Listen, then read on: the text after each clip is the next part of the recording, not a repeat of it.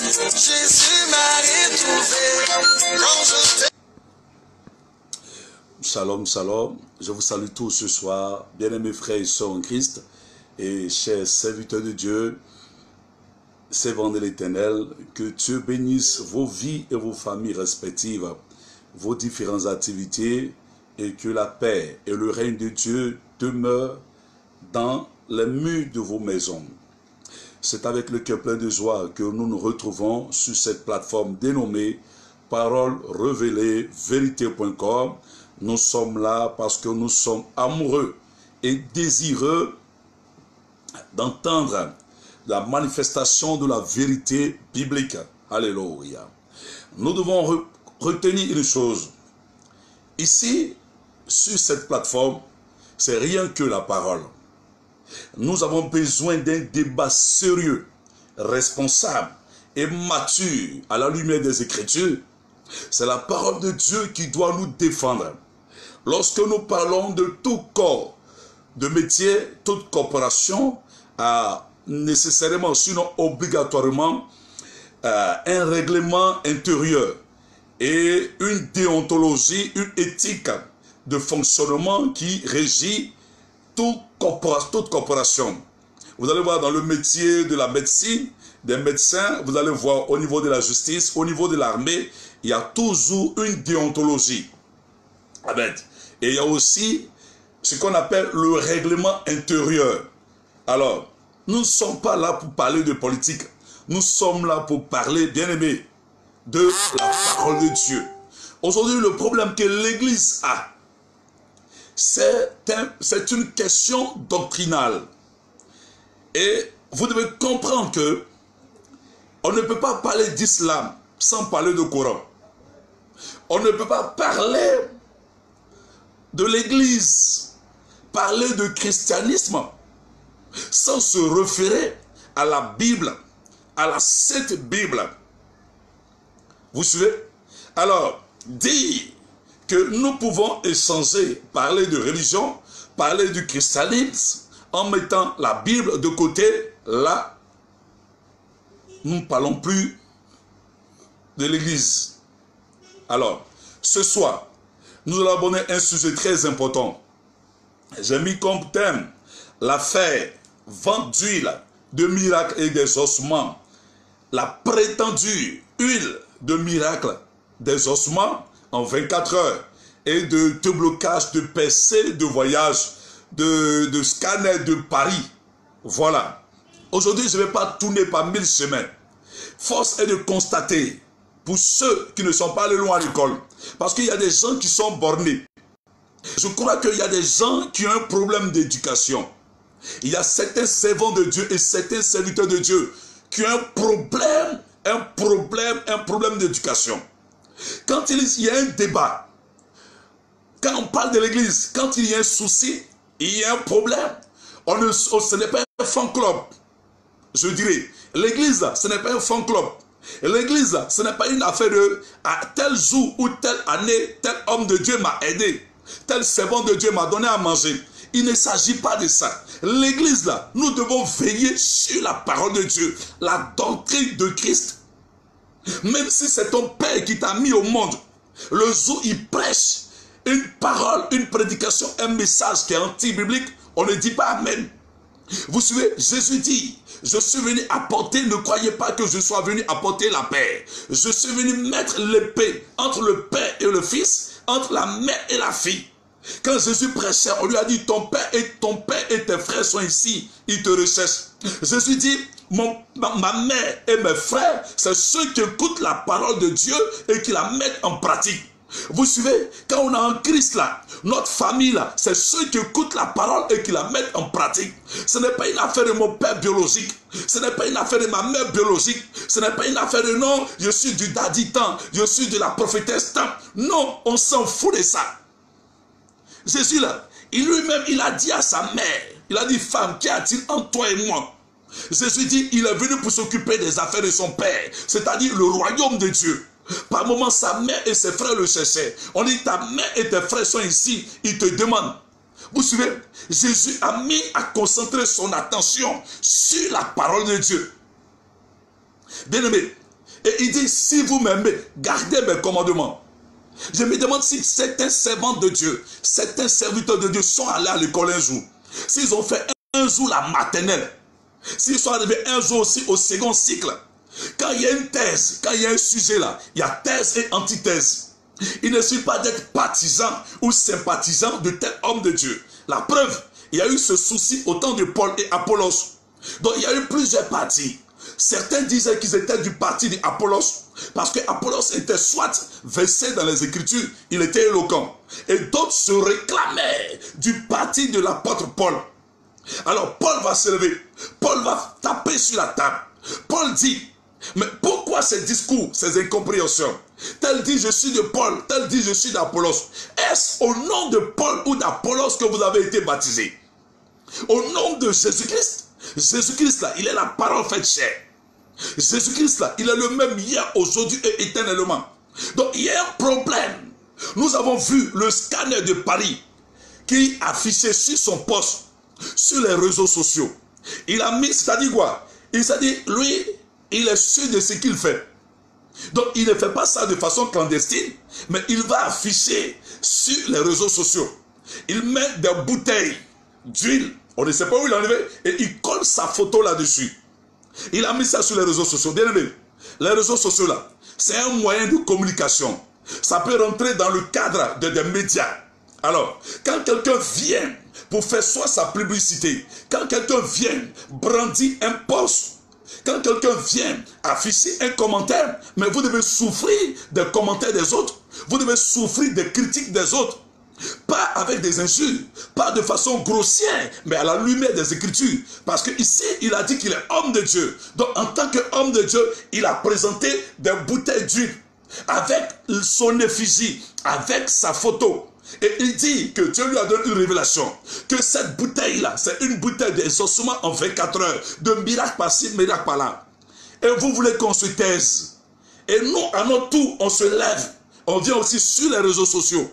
On prend la Bible pour démontrer par les Écritures que c'est faux, que c'est des pratiques anti-bibliques. Et nous voyons, à notre grande surprise, des soi-disant prophètes majeurs, à notre grande surprise, des soi-disant servants de Dieu prophétesses, qui sont bornés, qui sont tarés, qui n'ont aucune intelligence, qui n'ont aucun bon sens et qui n'ont aucun savoir. Ils prennent position et ils nous tassent d'être aigris. Mais je pleure pour vous. Ça me fait rire. Je me demande, je me pose la question de savoir, quels sont ceux qui vous êtes établis? Vos fidèles, ils ont de sérieux problèmes. Et ça, nous, vous voulez me donner, vous voulez faire le coin, vous voulez vous jouer les données de leçons sur notre plateforme. Quelqu'un qui fait des pratiques anti-bibliques, vous ne lui posez pas la question. Sur les réseaux sociaux, s'il avait mis ça en inbox, on allait lui demander ça en inbox. Il a présenté ça aux yeux de tout le monde. Alors, aux yeux de tout le monde, vous savez ce que les païens pensent de Christ? Vous savez ce qu'aujourd'hui le monde pense des chrétiens, des hommes de Dieu? On tasse les hommes de Dieu de féticheurs. On tasse tout le monde de faux. Nous prenons l'exemple. En Côte d'Ivoire, à un moment donné, en Côte d'Ivoire, n'importe qui venait à la chaîne de télévision, la RTI, pour présenter les huiles, pour présenter les poudres, les savons. Même le directeur de la RTI, qui n'est même pas chrétien, lui-même dans sa conscience, de façon intellectuelle, et tous les responsables de la RTI et les autorités civiles, administratives et politiques vont réfléchir et ils vont censurer et interdire le droit au passage des hommes de Dieu à la chaîne, à la première chaîne nationale. Pourquoi vous n'êtes pas allés vous plaindre contre les autorités? Pourquoi vous ne les avez pas tassés d'être aigris? Parce que Dieu a mis la loi dans le cœur de tout être humain. Il y a des choses qu'on sait que Dieu peut faire, qu'un homme de Dieu peut faire. Et il y a des choses qu'on reconnaît comme des pratiques de fétichisme.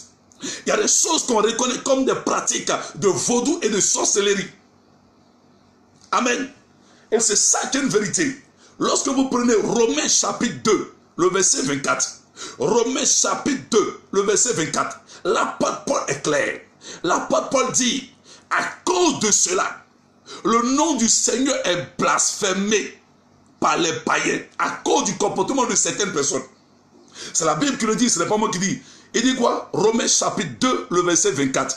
Il dit, car le nom de Dieu est à cause de vous blasphémé parmi les païens, comme cela est écrit. À cause du comportement de certains serviteurs de Dieu, soi-disant prophètes, soi-disant servants de Dieu. Attention, nous n'avons rien contre la vie privée de cet homme. Nous n'avons rien contre ces torchons et ces cafards, ces mouchoirs qu'il a dans son placard chez lui à la maison. Mais dès l'instant et qu'il veut parler au nom de l'Église, dès l'instant qu'il s'affiche, il s'autoproclame homme de Dieu et qu'il enseigne des doctrines qui ne sont pas bibliques, nous, on n'est pas lâches. Nous ne sommes pas poltrons. Vous comprenez? Nous, Jésus a dit, la grâce et la vérité sont venues par Jésus-Christ. Jean chapitre 1, le verset 14, verset 17. Si vous n'avez pas de Bible, je vais lire ça pour vous. La Bible, ce n'est pas fait seulement pour parler des dîmes. La Bible, ce n'est pas fait seulement de parler d'offrandes, donner, s'aimer. La Bible est faite pour parler de tout. Un homme de Dieu qui ne peut pas dire la vérité, il n'est pas qualifié pour être un homme de Dieu. Un prophète qui n'est pas capable de dire la vérité, il est lâche. C'est un imposteur. Jésus même qui est venu, il dit que vous connaîtrez la vérité et la vérité vous affranchira. Et Jésus continue, il dit je suis le chemin, la vérité et la vie. Et Jésus dit en vérité et en vérité.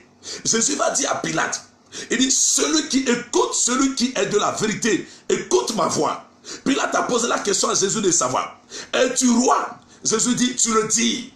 Et je suis né pour rendre témoignage à la vérité. My God. Jésus n'a même pas dit il est né pour faire miracle. Jésus dit il est né pour rendre témoignage à la vérité.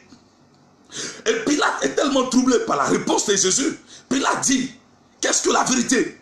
C'est là le problème. Pilate dit, qu'est-ce que la vérité? Jésus dit, je suis né pour rendre témoignage à la vérité. Pilate va lui dire, qu'est-ce que la vérité?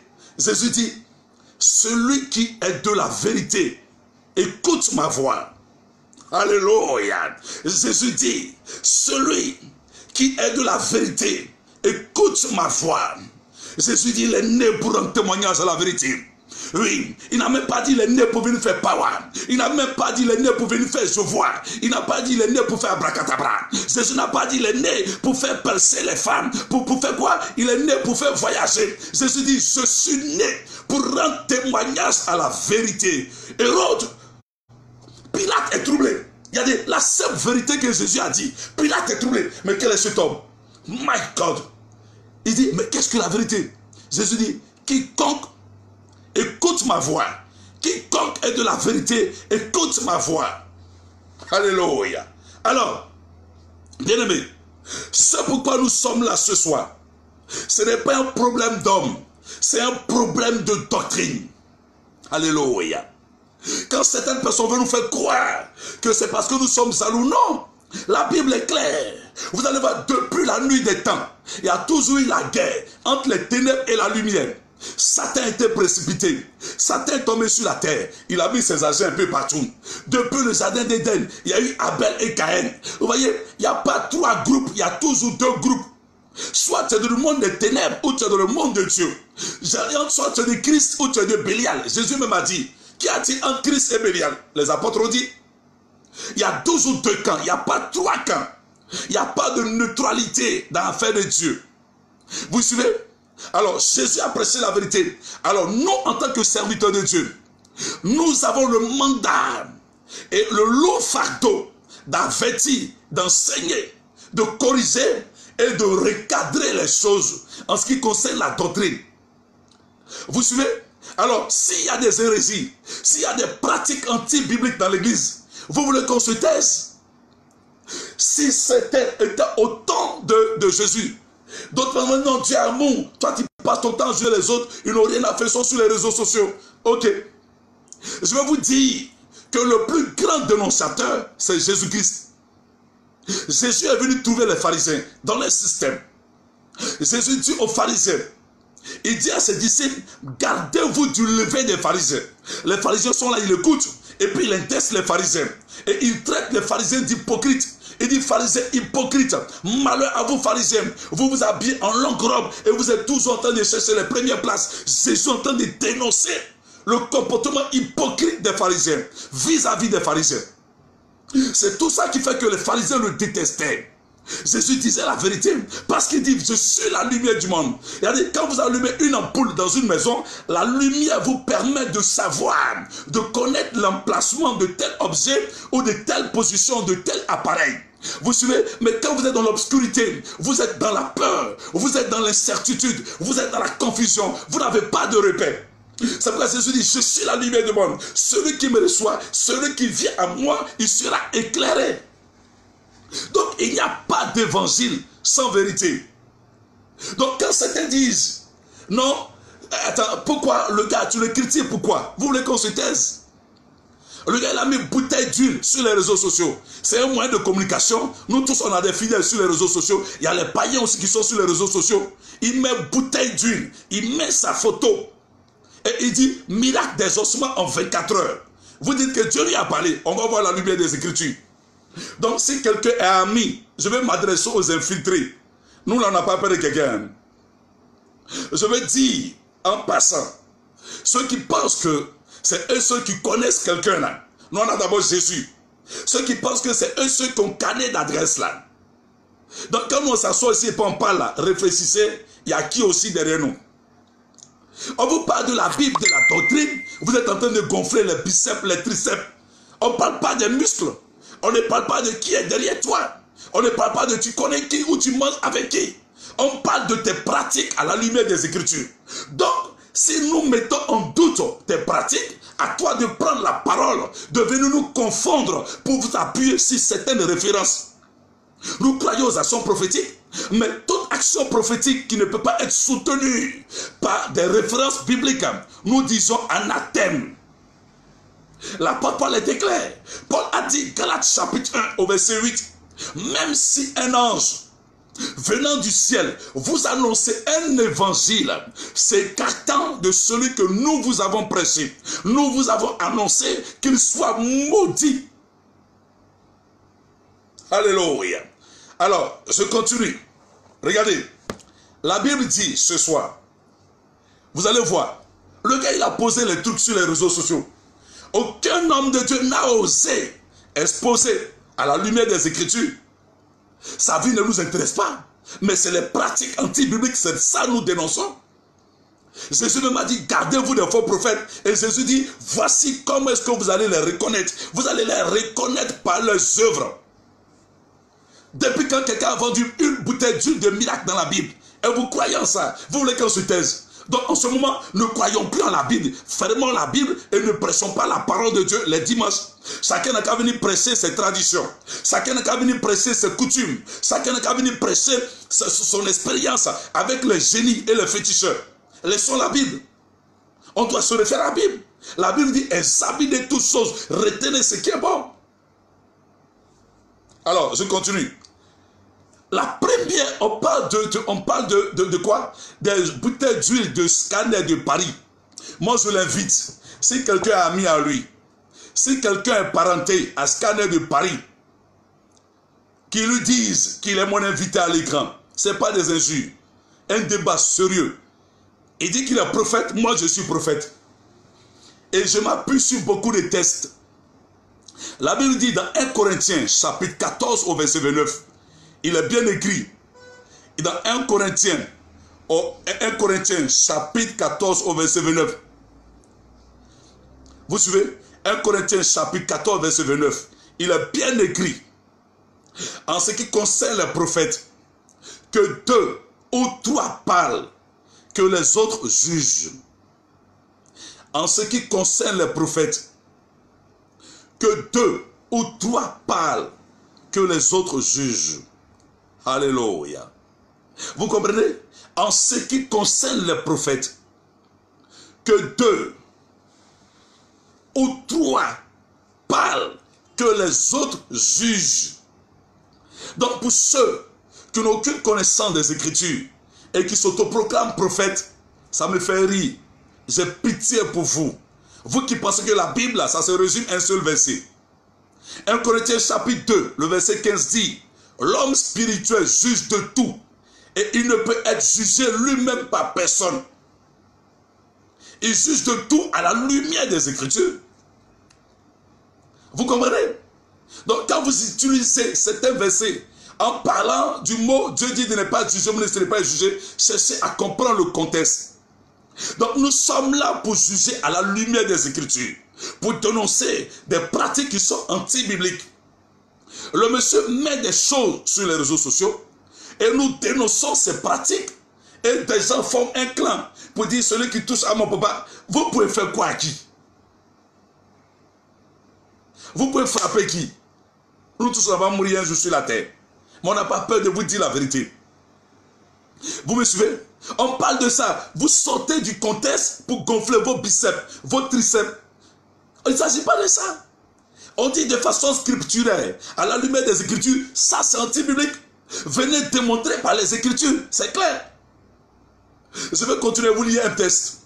Prenez par exemple, avant de rentrer dans le bus, dites à Scanner de Paris, je l'invite. Et puis en plus, c'est un enfant. C'est son grand frère qu'il connaît. Quelqu'un qui ne m'a jamais vu. Quelqu'un qui ne m'a jamais connu. Quelqu'un qui n'a jamais parlé avec moi. Quelqu'un qui ne m'a jamais appelé. Il ne m'a jamais serré les mains. Tu ne m'as jamais vu pour te défendre. Parce que je dénonce tes pratiques qui sont anti-bibliques. Tu oses dire que moi, un jour, je t'ai demandé service. Je vais te montrer quelque chose. Au fait, tu ne sais pas à qui tu as affaire. Regarde, ça là, c'est moi. Travaille en tant que gendarme. Gendarme. J'ai travaillé. En ce moment-là, toi, tu étais vagabond, tu étais ici. Tu ne faisais rien à Bobo ici. Selon les informations que j'ai de toi. Quelqu'un qui est un fonctionnaire, un responsable, qui est connu par les autorités. C'est toi là, j'ai venu te demander service. Par rapport à quoi? Par rapport à quoi? Ici là, ça c'est Agban. Ça c'est Agban gendarmerie. Voilà, il a rassemblé le responsable, le blanc que vous voyez entrer là. Le blanc que vous voyez entrer là, c'était le responsable, la délégation de l'ONU ici. Le coordonnateur de l'ONU ici avant la crise. Le coordonnateur de l'ONU ici avant la crise. C'est moi, mon programme. Il est venu parrainer mon programme. Il était étonné de voir un prophète corabillé qui est en train de prêcher la parole. Et puis j'étais à Boaké avant la crise. C'est toi qui t'es demandé service. Attends, quand tu n'as pas d'argument biblique à brandir, il faut dire les gars, vraiment, excusez-moi, j'ai été un peu zélé. Donc j'ai voulu m'armailler un peu les gars avec ma photo sur huile. Je vais retirer. C'est tellement simple. La foule là, vous parlez de quoi? Ça, toute cette foule là, je rassemble ça depuis avant vos crises là. D'ici dans cette affaire là, il y a longtemps. Peut-être que tu n'étais même pas encore au lycée. Donc vous comprenez un peu? Donc quand vous parlez là, avant de venir inventer n'importe quoi sur les réseaux sociaux là, on sait de quoi on parle ici. Amen.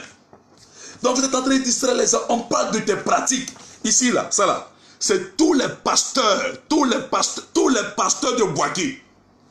Il y avait 3 pasteurs d'Assemblée de Dieu. Toutes les églises de Boaké en 2009.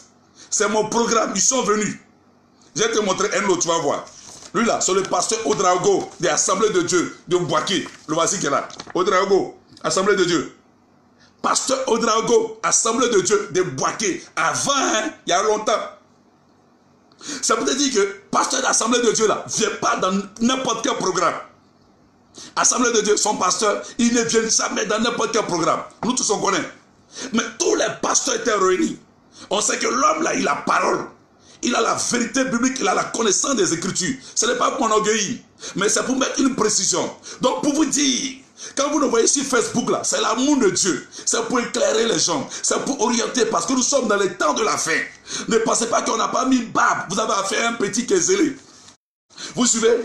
Donc parce que c'est à cause de Facebook qu'on nous connaît. Ça là, c'est journal. Inter. Journal reconnu. Un journal sérieux de Côte d'Ivoire. J'étais à la une pour annoncer prophétie sur le pays. Et tout ce qu'ils annonçaient là, ça arrivait. Vous suivez, non? Donc, je ne suis pas un plaisanteur. C'est moi ici, vous voyez, entrer ici. Voilà. C'est moi, vous voyez là. Là. C'est moi, vous voyez, regardez. Regardez. Vous avez dit quelque chose sur le pays? Vos poudres, vous partez même vos yeux là. Vous avez parlé quelque chose. Ça, c'est il y a longtemps, des années en arrière. On ne cesse pas gloire des hommes. On ne cesse pas acclamer des hommes. Tu as posé un acte. Nous te disons que cet acte-là, c'est des pratiques anti-bibliques. Et nous avons pris les Écritures. Donc vous essayez de distraire les gens. Venez avec la parole pour nous dire que ce que nous sommes en train de dire là, c'est faux. Et que ce que vous êtes en train de faire là, c'est biblique. C'est tout ce qu'on vous demande. Non, nous on t'a demandé service. Tu me connais. Viens brandir les preuves. Brandissez les preuves. Nous on ne porte pas plainte pour diffamation. Nous c'est parole contre parole. Quand tu es un homme de Dieu, là, tu n'as pas besoin d'aller en justice pour porter plainte pour diffamation. Quand tu sais que tu es dans la vérité, là, ton cœur coupe pas. Tu appelles l'autre en face, frère. Tu as dit telle chose là, c'est pas biblique. Voilà, c'est pas vrai, non. On a dénigré son. On n'est pas contre toi. On est contre tes œuvres. 1 Jean chapitre 3 verset 8 dit que le Fils de Dieu a paru afin de détruire les œuvres du diable. Jésus est venu détruire les œuvres du diable. C'est des œuvres là où on parle. Et vous paniquez. Ça c'était une parenthèse. Donc tu es invité ce soir. Quand, où et quand tu m'as rencontré et tu t'es demandé service. Si tel est le cas, brandis les preuves. Parce qu'il n'y a pas un homme de Dieu qui ment. En plus, donc tu me prouves que tu es un imposteur. Tu brandis les copier-coller. À quelle occasion, à quel moment, qui était témoin? Si c'est un appel là, il faut donner l'heure à quel jour et quand. S'il y a quelqu'un qui t'a une fois vu en toi et moi échanger, saluer là, il faut m'appeler. Je te dis merci, que Dieu te bénisse. C'est un très bon souvenir, frère. Tu es un petit frère, il faut te calmer. On n'a rien contre toi. C'est tes pratiques là. Comme tu as mis sur Facebook, c'est ça nous dénonçons. Sinon, toi, ta vie personnelle, ta vie privée, ne nous dit rien. Alors, je continue. Le vent d'huile des miracles. Vent d'huile des miracles. Il s'agit de quoi? La première mention de huile dans la Bible, c'est avec le patriarche Jacob. Vous suivez? Dans Genèse chapitre 28, à partir du verset 18, lorsque Jacob va s'éveiller de son sommeil, Jacob va prendre une bouteille d'huile, il va prendre de l'huile, il va répandre cette huile sur un caillou, sur une pierre. Suivez-moi très bien. Jacob n'a pas utilisé l'huile là, vous suivez, pour faire un miracle. Il n'a pas utilisé l'huile là pour débloquer quelque chose. Il n'a pas utilisé l'huile là pour avoir un voyage ou visa pour aller en Europe. Il a fait ça de façon symbolique en adressant un vœu à l'Éternel. Point. Donc comprenez déjà que dans l'Antiquité, que ce soit dans l'Antiquité babylonienne, que ce soit en Égypte, que ce soit sur les Grecs, et tous avaient la connaissance des vertus de l'huile d'olive. Vous savez qu'il y a des vertus médicinales et curatives qu'on appliquait sur les blessures et sur certaines plaies. Et pourquoi? Qui avaient des bienfaits. Vous savez, alors, pour la première fois, pour le sacerdoce, on rentre dans le cadre du sacerdoce. L'Éternel, dans Exode chapitre 30, du verset 22 au verset 33, l'Éternel va dire à Moïse, en lui donnant une recette qui était constituée de 5 éléments qui rentraient en compte pour la composition et la fabrication d'huile d'onction sainte. On précise l'huile d'onction sainte. Dieu donne la recette. On vous donne 5 éléments. 5 éléments. Parmi lesquels il y a la casse, il y a je crois, le cinnamon, il y a d'autres éléments. L'huile d'olive elle-même est un ingrédient. Et vous allez trouver encore d'autres éléments comme le roseau aromatique et un autre, je crois, la myrrhe.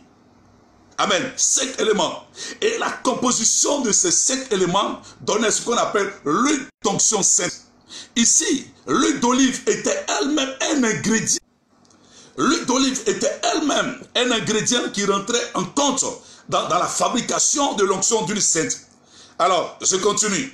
Maintenant, vous allez voir, dans le Nouveau Testament, la Bible dit, en l'Ancien Testament toujours, la Bible dit, Dieu va dire à Moïse comment utiliser cette huile d'olive, cette huile d'onction sainte, je précise. Dieu demande à Moïse d'appliquer sur les ustensiles et sur la tente d'assignation et sur Aaron et ses descendants.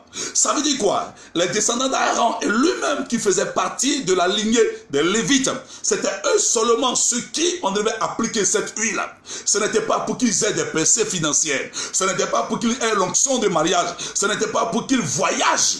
C'était dans le but, de façon symbolique, de le consacrer au service du sacerdoce. Voilà pourquoi on appliquait cette huile. Vous suivez? Alors, on va arriver où? On continue toujours. Et attention, je continue. Dieu avait interdit à Moïse la reproduction de cette huile. Dieu avait demandé à Moïse de ne plus reproduire. Toute personne qui va reproduire cette huile devait être punie de mort. Vous comprenez? Et Dieu demandait à ce qu'on n'applique pas cette huile sur les étrangers. Donc ça veut dire que les étrangers ne devaient même pas bénéficier de cette huile d'onction sainte. Et on ne devait pas verser sur tout Israélite en dehors des fils de Aaron et lui-même. Donc vous voyez, même sur Josué même on n'a pas versé l'huile d'onction sainte. Même sur Moïse, on n'a pas versé l'onction d'huile sainte. C'était sur Aaron et ses fils. Donc, arrivé sur Josué, Deutéronome chapitre 34, lorsque vous lisez du verset 2 jusqu'au verset 6 au verset 9, la Bible déclare que Moïse avait imposé ses mains sur Josué, car Josué était rempli de sagesse et l'esprit de l'Éternel était avec lui. Vous me suivez très bien. Alors, nous allons continuer plus tard. Et cette huile, avec quoi, était devenue symbolique. Cette huile-là, elle était devenue symbolique. Elle symbolisait la puissance de l'Esprit de Dieu pour consacrer des rois et des serviteurs et certains rois et certaines personnes pour soit pour le sacerdoce, soit pour la royauté, soit pour le ministère. Et l'huile d'olive dans le Nouveau Testament, Jésus est venu. Jésus est mort à la croix, il a dit tout est accompli. À la croix là, Jésus a dit tout est accompli. Quand vous lisez la Bible, l'huile d'olive, l'huile d'onction sainte là, c'était le symbole du Saint-Esprit. Ça représentait le Saint-Esprit, un symbole. Vous suivez? C'était un symbole. Bon, maintenant, nous sommes au temps de l'Esprit. Le Saint-Esprit est venu. Vous allez voir que Jésus n'a pas versé une sur quelqu'un. Mais dans Marc chapitre 6, du verset 12 au verset 13. Marc chapitre 6 au verset 12 à 13. Il est écrit, lorsque le Seigneur envoyait les disciples 2 à 2, ils sont allés presser la repentance et le royaume des dieux. Alors les disciples vont appliquer l'huile d'olive sur les malades. Ce n'était plus l'huile d'onction sainte. Regardez, ce n'était plus l'huile d'onction sainte. C'était l'huile d'olive. Ils vont appliquer sur les malades parce qu'ils connaissaient les bienfaits de l'huile d'olive. Et ils vont guérir les malades. On n'a pas dit que l'huile guérissait, mais ils ont appliqué. Et en priant par la foi, ils guérissaient les malades. Attention, les disciples n'ont pas vendu l'huile à quelqu'un. Ils ont utilisé l'huile pour oindre des personnes et pour prier pour eux, pour ces personnes. Mais ils n'ont pas vendu l'huile aux malades. Ils n'ont pas vendu l'huile à des femmes qui avaient besoin de mariage. Ils n'ont pas vendu l'huile à des personnes qui avaient un problème de visa ou un problème de stérilité. Ils ne vendaient pas cette huile de l'Ancien Testament au Nouveau Testament. La preuve, lorsque l'Éternel va appeler Samuel, et pour aller oindre d'abord Saül, il a dit à Samuel, remplis ta fiole d'huile. Regardez, Samuel n'a pas vendu l'huile à Saül avant de le consacrer. Mais aujourd'hui, vous vendez huile. Vous vendez même huile de moteur de voiture là. Vous vendez. Vous vendez tout et vous mentez au peuple. Vous faites croire au peuple que c'est consacré. Ça vient de ceci, ça vient de cela. Ce qui est dans l'Ancien Testament, au Nouveau Testament, dans toute la Bible, personne n'a fait. C'est à vous de manière spéciale. Dieu va vous demander de faire. Parce que vous êtes les petits-fils de Jésus. Vous êtes les cousins directs de Jésus. Soyons sérieux. Soyons sérieux. Et on parle des personnes bornées. Ils pensent qu'on a affaire avec l'individu. On n'a rien contre l'individu. Mais on dénonce les pratiques anti-bibliques, l'hérésie, la fausse doctrine et ces marmailles qu'ils font pour séduire le peuple. Jésus a dit aux gens, gardez-vous des faux prophètes. Vous les reconnaissez par les œuvres. Jésus il a mis en garde le peuple. Donc être un homme de Dieu, c'est enseigner, c'est dénoncer, c'est avertir le peuple contre l'impie, contre les œuvres des ténèbres. C'est aussi les avertir. Alléluia. Alors je continue. On va plus tard. Vous allez voir, on parle du bon samaritain. Donc dans l'histoire du bon samaritain, il a dit que le bon samaritain, lorsqu'il a rencontré la personne, le type qui était mort, le bon samaritain, la Bible dit, les voyous sont tombés sur lui. Les brigands ont frappé le monsieur. Ils l'ont laissé à demi-mort. Le bon samaritain avait de l'huile d'olive et du vin sur lui. Le bon samaritain, il n'était pas pasteur. Le bon samaritain n'était pas apôtre. Le bon samaritain n'était pas évangéliste. Le bon samaritain n'est qu'un simple individu qui passait, qui se déplaçait. Quelqu'un qui avait une connaissance des vertus de l'huile d'olive. Il avait l'huile d'olive sur lui. Il a répandu un peu d'huile dans les blessures de cet homme qui était presque mort. Il a versé ensuite du vin. Et il a récupéré cet homme. Il a mis sur son âne. Et il va le conduire dans une hôtellerie. Vous suivez? Est-ce que le bon samaritain a vendu l'huile? Est-ce qu'il a vendu l'huile à ce dernier? Donc vous voyez, cette huile-là, elle existe avant Jésus-Christ. Elle n'est pas là pour des miracles tels qu'on vous fait croire. Et personne n'a vendu un fidèle. Je continue encore. Vous allez arriver encore jusqu'à dans Jacques chapitre 5. Jacques chapitre 5 du verset 14 au verset 15. Il est écrit: quelqu'un parmi vous est-il malade? Qu'on fasse appel aux anciens et qu'il prie pour lui en loyant d'huile le malade. La prière de la foi, le Seigneur le sauvera. On n'a même pas dit que l'huile d'olive là va le guérir. On dit c'est la prière de la foi des anciens que le Seigneur va exaucer pour relever le malade. Et s'il avait commis un péché, Dieu lui pardonnera son péché. Vous suivez? Donc ça veut dire que c'est la prière de la foi des anciens en noyant d'huile le malade que Dieu va exaucer. Alléluia. Amen. Alors, je vous pose la question de savoir, de vous à moi, quelqu'un qui vient aujourd'hui et il dit que Dieu peut lui donner. On est prophète, il est prophète. Il dit qu'il est prophète. Nous croyons au prophétique. Et qu'est-ce qu'ils appellent le prophétique? Je vais ouvrir une parenthèse. Attention. Parlons du prophétique là. Il y a trois aspects. Attention. Il y a d'abord le don de prophétie. Et il y a le ministère de prophète. Et il y a l'onction prophétique. Attention. L'onction prophétique ou l'esprit prophétique, dans sa manifestation, Dieu peut utiliser n'importe qui. Je vous donne des exemples bibliques. Dans la manifestation de l'onction prophétique, Dieu a utilisé un âne pour parler à Balaam. Donc, ça ne veut pas dire que les ânes parlent. Ça ne veut pas dire que les animaux parlent. Ça s'appelle la manifestation de l'onction prophétique. Dans la manifestation de l'onction prophétique, Dieu peut utiliser n'importe qui pour parler. Sans tenir compte de votre vie. Dieu peut utiliser un païen pour donner une prophétie. Dieu peut utiliser une prostituée pour donner une prophétie. De manière passagère et de manière momentanée. Vous allez voir toujours dans la manifestation de l'onction prophétique. On va arriver avec Saül. Alors quand on arrive avec Saül, le prophète Samuel dit à Saül: tu vas rencontrer une garnison des prophètes.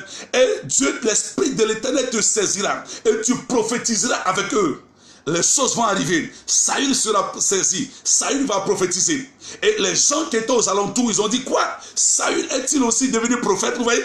Donc ils ont fait sortir un adage pour dire: Saül est-il aussi devenu un prophète?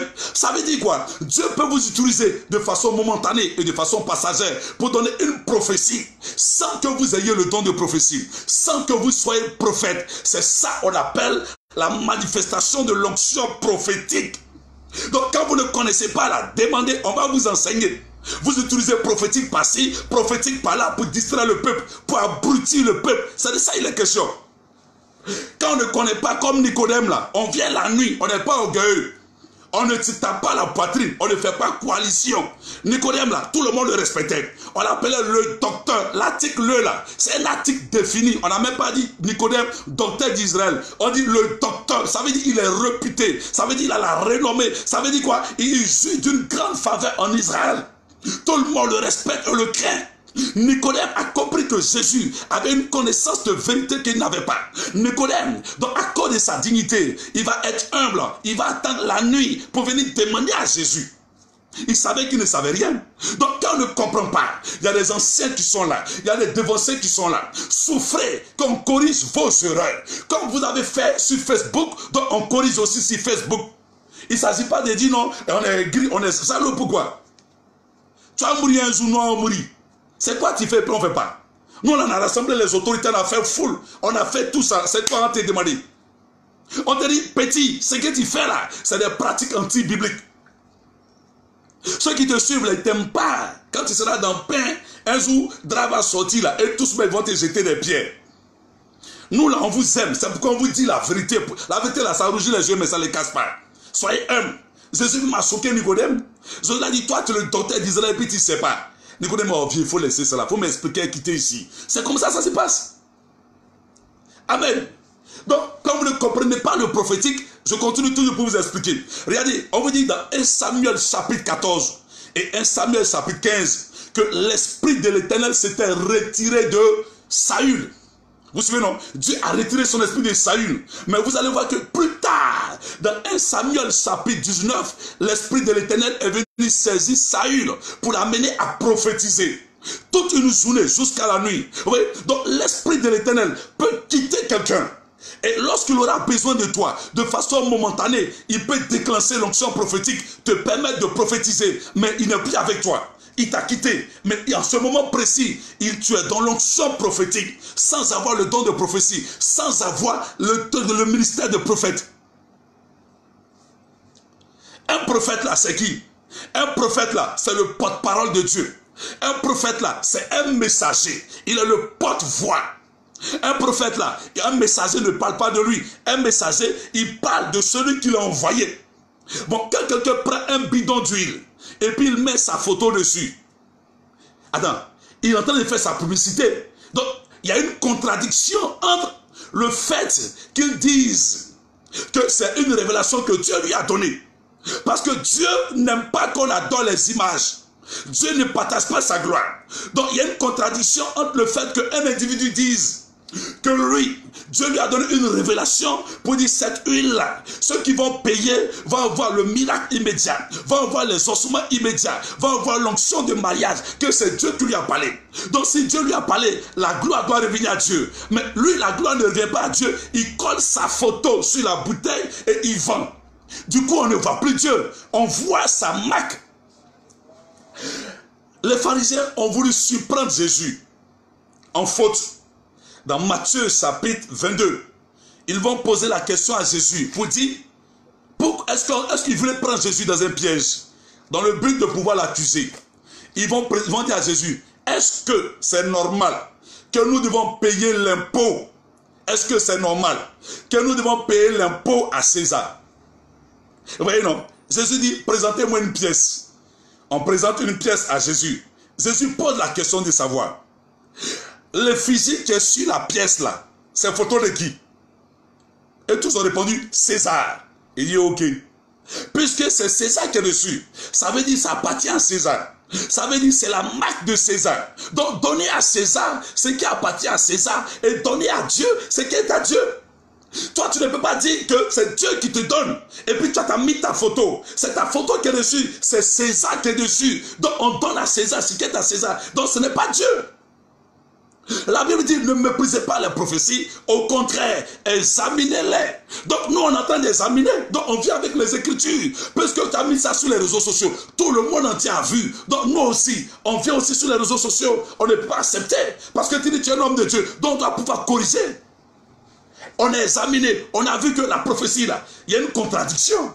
Parce que 1 Corinthiens chapitre 14, le verset 29 dit, en ce qui concerne les prophètes, que 2 ou 3 parlent, que les autres prophètes jugent, que les autres jugent. Ça veut dire quoi? Tu as le droit de faire ta publicité sur Facebook. Nous avons aussi le droit d'examiner ce que tu dis, ce que tu vends à la lumière des Écritures. C'est notre droit de juger à la lumière de la parole, pas pour t'insulter. Pas pour parler de ce que tu as mangé hier chez toi à la maison. Ça ne nous intéresse pas. Mais c'est les pratiques anti-bibliques. Parce qu'on est tous hommes de Dieu. Aujourd'hui, quand on parle de la Côte d'Ivoire, on dit la Côte d'Ivoire est le nid des faux prophètes. Aujourd'hui, là, tous les pays sont en train de remarquer une mauvaise image de la Côte d'Ivoire. On fait croire qu'en Côte d'Ivoire, oui, parce que personne n'en parle. On a peur. Parce qu'on mange avec certaines personnes. On a peur de dire la vérité. Parce qu'ils sont des lâches. Parce qu'ils mange par moment avec eux. Non, on n'a rien contre l'individu, mais on dénonce à la lumière des Écritures, frère. Ce que tu as apprécié aujourd'hui là, c'est pas biblique. Mais à lui de nous expliquer. À lui de nous expliquer. Et quand on parle, c'est pour dire les personnes bornées, envoûtées. Paul a dit, oh Galates, Galates chapitre 3, verset 1. Paul dit, oh Galates, qui vous a envoûté, qui vous a vacciné, qui vous a ensorcelé. D'autres sont envoûtés.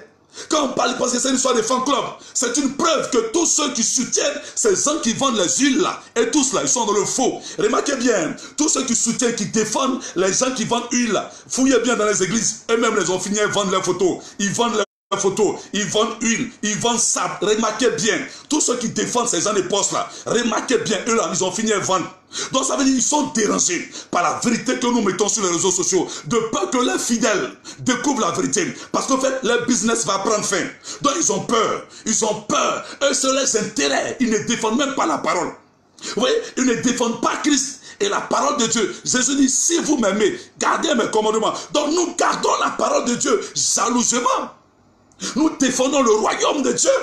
Mais eux ne défendent pas le royaume. Parce que leur église n'est pas une église. C'est un empire. C'est un royaume de dictateurs, de monarques. Où ils sont en train d'endoctriner, faire lavage du cerveau dans les fidèles. Les fidèles sont devenus comme les propriétés privées. Quand il a besoin, c'est pour marmailler les fidèles. On n'aime pas de nom. Et quand on parle, c'est pour intimider, menacer les fidèles. Tu me connais? Il ne faut pas faire déclarer sur ta vie. Vous êtes qui pour déclarer sur la vie de quelqu'un? C'est vous qui êtes moi à la croix. Et c'est cette vérité que vous ne supportez pas. Tout ce que je prêche ici, c'est la Bible j'ouvre. Mais vous n'osez pas faire direct pour m'inviter. En fait, il n'y a pas de problème avec quelqu'un. Je l'ai dit, si tu n'es pas d'accord, tu peux ne pas être d'accord avec moi. C'est ton droit. Mais au lieu de murmurer là, il faut faire un direct et puis invite-moi. Sans injure. Parole contre parole. Ou bien, je t'invite, tu me fais signe. Je vais me préparer pour t'inviter. J'ai dit, bon, demain soir, il y a direct. J'invite un homme de Dieu. Il n'est pas d'accord avec ce que je prêche. Je t'invite, moi, je n'ai pas peur. Je ne souffre pas de quelque chose. Je peux avoir mes erreurs, mais pas la Bible. Quelqu'un peut commettre une erreur, il n'y a pas de problème. Mais la Bible, là, on ne doit pas jouer avec. On ne doit pas jouer avec le salut des âmes. On ne doit pas jouer avec l'église de Jésus-Christ. Le monsieur a souffert. Il a crié à la croix. Père, pourquoi m'as-tu abandonné? Et puis vous voulez jouer avec la vie des gens? Si tu allais laisser ces femmes de quelqu'un, ce n'est pas mon affaire. Si tu allais faire autre chose, ce n'est pas mon affaire. Mais la Bible, là, ne jouez pas avec le royaume de Dieu. Ne jouez pas avec ça. Jésus est mort à la croix. Il a souffert, il a été humilié pour sauver les âmes. Et on n'a qu'à se taire. Vous êtes en train d'envoûter les âmes, on n'a qu'à se taire. Vous êtes en train d'ensorceler les fidèles, on n'a qu'à se taire. Les âmes là ne vous appartiennent pas. Amen. Les âmes là ne vous appartiennent pas. Peu importe qui que vous connaissez au pouvoir, dans un régime, en France, aux États-Unis, nous là on va vous dire la vérité. On n'a pas peur de vous dire la vérité, on va dire, Jésus est né pour la vérité, je suis né pour ça. Je vous dis ça. Amen. C'est vous qui cherchez gloire. Nous tous on va mourir un jour. Je préfère mourir dans la paix du cœur avec la vérité. Là, Dieu sera fier de moi. Que d'être hypocrite, de blaguer le peuple. Pourquoi? Pourquoi? Et vous n'avez aucune conscience, vous n'avez même pas remords. Même Judas là, quand il a trahi Jésus là, l'argent qu'on lui a donné là, Judas a été pris de remords. Il allait jeter l'argent. Mais vous n'avez aucun remords. Vous n'avez aucune conscience. Et c'est vous qui faites des réseaux mafieux, des réseaux machiavéliques. À Côte d'Ivoire, on garde le nom des hommes de Dieu. On garde le nom de l'église en Côte d'Ivoire. On traite la Côte d'Ivoire de faux prophètes. Le nid des faux prophètes. Là, vous ne parlez pas. Ceux qui les soutiennent bêtement, avec l'idiotie là, vous ne parlez pas. Mais quand on vient dénoncer les pratiques, vous fâchez. Non, depuis qu'un imam a dénoncé un imam, depuis qu'un prêtre catholique. Donc, ça vous plaît. Donc, vous voulez qu'ils viennent afficher. S'ils veulent dire les féticheurs, il n'y a pas de problème. S'ils disent qu'ils sont vaudous, il n'y a pas de problème. Mais dès l'instant qu'ils disent qu'ils sont hommes de Dieu, il nous appartient à nous de corriger. La preuve, la Bible dit que toute écriture est inspirée de Dieu. Elle est utile. Pour faire quoi? Pour enseigner, pour convaincre, pour corriger. Ça veut dire, parole de Dieu là, il y a correction dedans. Si quelqu'un presse quelque chose qu'il faut, on doit corriger avec la parole. Dans la Bible, toute écriture est inspirée de Dieu. Donc ça veut dire on peut corriger. 2 Timothée 3, verset 16. On peut corriger. Amen. Alors, quand le type vient mettre une huile et il met sa photo, la photo qui est dessus là, c'est une photo de qui? Ce n'est pas Dieu.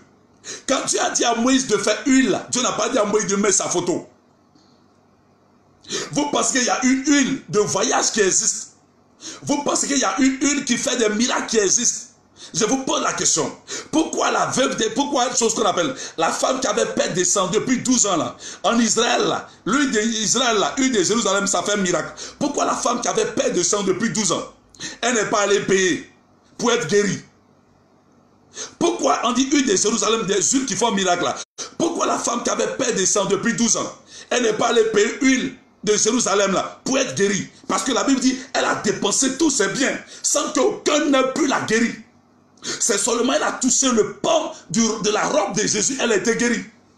Et Jésus n'a pas vendu le toucher. Jésus n'a pas dit, comme tu as touché le pan de ma robe, donne-moi 100 000, donne-moi 10 $, donne-moi 20 €. Jésus n'a pas vendu le toucher. Jésus a dit, femme, ta foi t'a sauvée. Parce qu'elle a cru à Jésus. Amen. S'il y a une qui fait miracle, il y a une qui fait mariage, il y a une qui fait voyager. Pourquoi cette huile-là, pourquoi Naaman n'est pas allé payer cette huile en Israël pour être guéri de sa lèpre? Et écoutez, je crois au prophétique. Ce que vous appelez action prophétique, en fait, vous ne savez pas. Il y a une différence entre action prophétique et acte prophétique. Vous ne savez pas. Donc, quand certaines personnes n'ont aucune connaissance des Écritures et il faut rentrer les pratiques de fétiche, de danser d'aganou, de combien de vaudou de leur village, ils ont mis ça dans l'église. Je viens vous dire, regardez par exemple l'exemple. Regardez par exemple l'exemple. Regardez très bien cet exemple-là. Quand Dieu a utilisé l'eau de Mara, Exode chapitre 15, l'eau de Mara, l'eau était amère, le peuple avait faim, le peuple avait soif. Les gens ne pouvaient pas boire. Le bâton de Moïse même ne pouvait pas produire le miracle. Et Moïse pleurait, le peuple criait. Ils avaient soif, ils étaient en train de mourir de soif. C'est l'Éternel. Regardez, Dieu va donner une révélation à Moïse. Il dit à Moïse, regarde à côté de toi. Il y a un bois qui est à la droite. Va prendre ce bois-là. Jette le bois dans l'eau. Quand Moïse a jeté le bois dans l'eau, l'eau est devenue douce. Tout le monde a bu. C'est ça qu'on appelle action prophétique. Le miracle est instantané. Et le miracle là, Dieu ne vend pas. Moïse n'a pas dit, attention, tous ceux qui veulent boire l'eau là, vous devez prendre un gobelet. Je vends un gobelet à 1000 francs, un gobelet à 2000. Moïse n'a pas vendu l'eau. Parce que c'est Dieu qui a fait, ce n'est pas lui. C'est vrai, Dieu a opéré le miracle. Mais c'est Dieu qui vient en aide à son peuple. Jésus dit, je suis venu annoncer une bonne nouvelle aux pauvres. Lui-même dit, il est venu annoncer une bonne nouvelle aux pauvres. Il dit quoi? Voici le temps de grâce. Je suis venu annoncer un temps de grâce. Une bonne nouvelle aux pauvres. Bonne nouvelle là, et puis il va vous vendre. Bonne nouvelle là, et puis il va vous vendre. Bonne nouvelle, Jésus est venu sauver le peuple là, et puis il va vendre les miracles, les guérisons au peuple. Il y a un problème. La femme qui avait perdu son fils, Jésus n'a pas dit, donne l'argent avant que je ressuscite ton fils. Amen. Baptiste n'a pas donné l'argent, il avait sa calebasse de mendiant, il a crié Jésus, aie pitié de moi, fils de David. Jésus a déclaré une parole. Baptiste a commencé à voir. Jésus n'a rien vendu à quelqu'un. Les apôtres n'ont rien vendu. Pierre a dit au paralytique devant le tabernacle, le temple, il a dit, je n'ai ni or ni argent. Ce que j'ai au nom de Jésus-Christ, lève-toi et marche. Pierre même dit, je n'ai ni or ni argent. Le gars attendait d'avoir l'argent. Simon Pierre n'a rien donné, mais il a dit, lève-toi au nom de Jésus. Pierre n'a pas vendu quelque chose ici. Prenons le serpent des reins. Quand vous prenez le serpent des reins, le peuple était mordu, ceux qui se sont rebellés. Ils étaient mordus dans le désert. Regardez très bien, ils étaient tous mordus par le désert. Ceux qui s'étaient rebellés contre l'Éternel. Alors, Dieu lui-même, il va dire à Moïse d'élever un serpent des reins. Et tous ceux qui allaient regarder le serpent des reins allaient être guéris instantanément.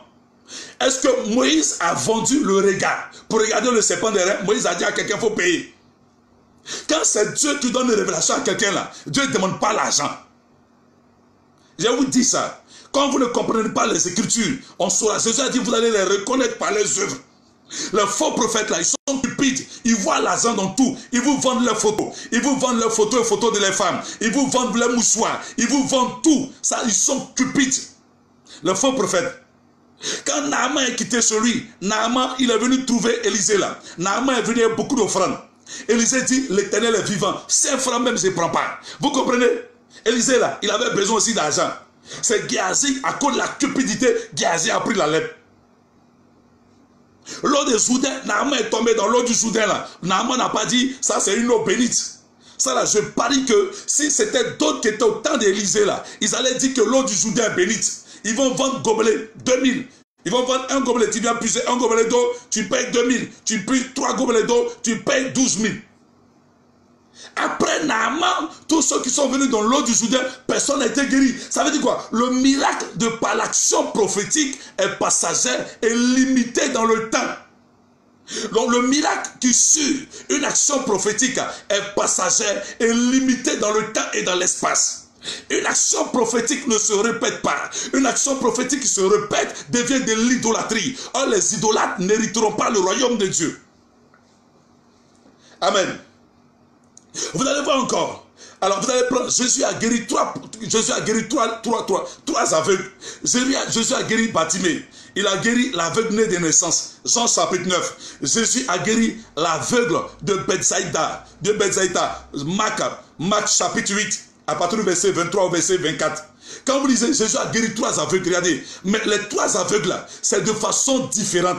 À Bartimée, Jésus n'a pas touché Bartimée. Jésus n'a pas utilisé la poux. Jésus a parlé seulement. Et les yeux de Bartimée se sont ouverts. L'aveugle né de naissance, Jean chapitre 9. Jésus a utilisé sa salive et la boue. Regardez, ces deux éléments-là sont symboliques sur le plan spirituel. La boue, la salive. Parce que la salive vient de la bouche. Et la salive est l'expression de la parole.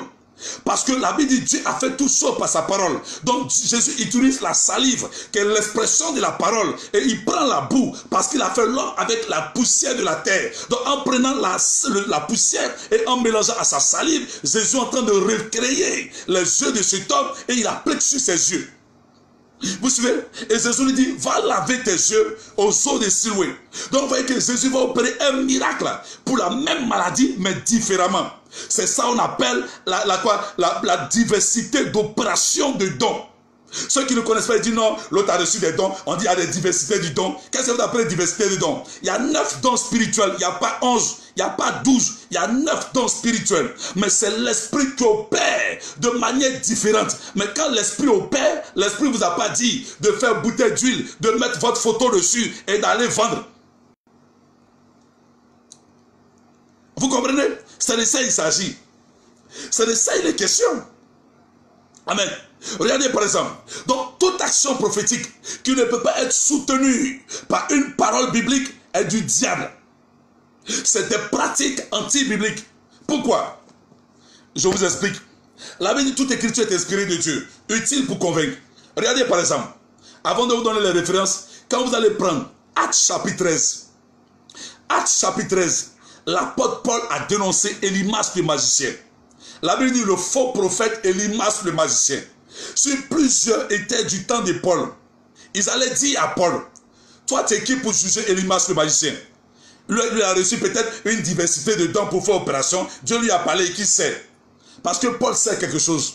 La Bible dit Paul étant rempli du Saint-Esprit. On précise, Paul étant rempli du Saint-Esprit va discerner que Élymas le magicien est un faux prophète. Alors que Paul est venu trouver Élymas sur son territoire. Et Paul le dénonce. L'apôtre Pierre a dénoncé Simon le magicien. Actes chapitre 8. La Bible dit, Pierre dit à Simon le magicien, que ton argent périsse avec toi. Vous comprenez? Il dit que ton argent périsse avec toi. Donc qu'est-ce que vous parlez de toi tu es qui pour juger? Jésus a dit n'est pas. Non, non. Le faux là, il ne peut jamais dénoncer le vrai. C'est le vrai qui monte toujours à l'assaut.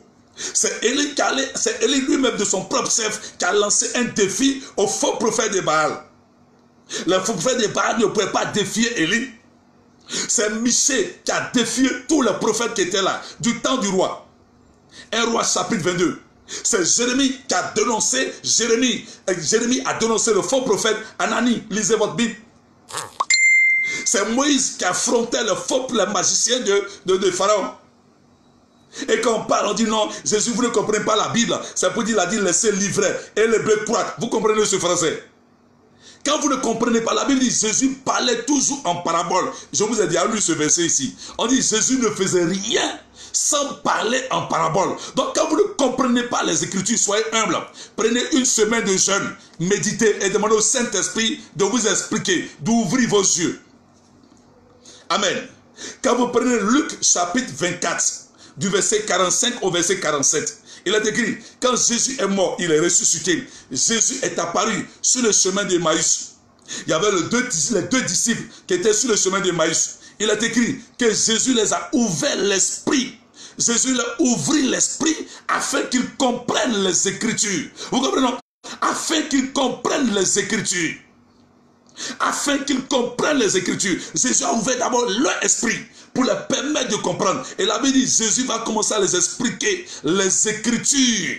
Donc, toute action prophétique que vous posez, qui ne peut pas être justifiée par les Écritures, vient du diable.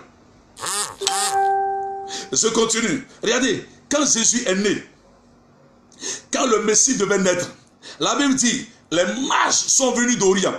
Les mages sont venus d'Orient. Ils sont allés trouver Hérode. Hérode étant effrayé. Hérode ne savait pas où le Messie devait naître. Regardez la stratégie d'Hérode. Hérode va faire appel au souverain sacrificateur. Hérode va faire appel aux scribes. Et Hérode va leur demander. Les scribes là, c'est ceux qui étudient la loi et qui enseignent.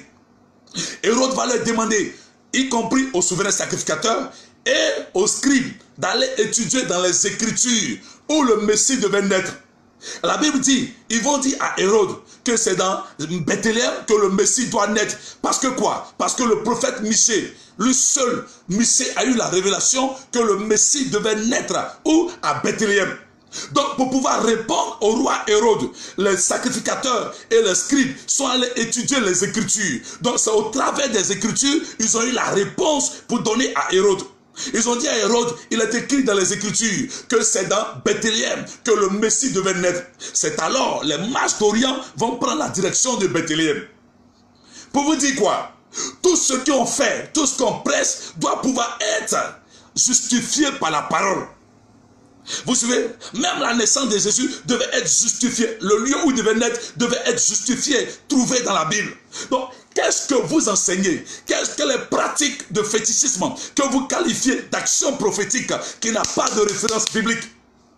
Et on parle, vous êtes borné, vous ne comprenez rien, vous êtes hors sujet, vous parlez de on est aigri. Aigri pourquoi?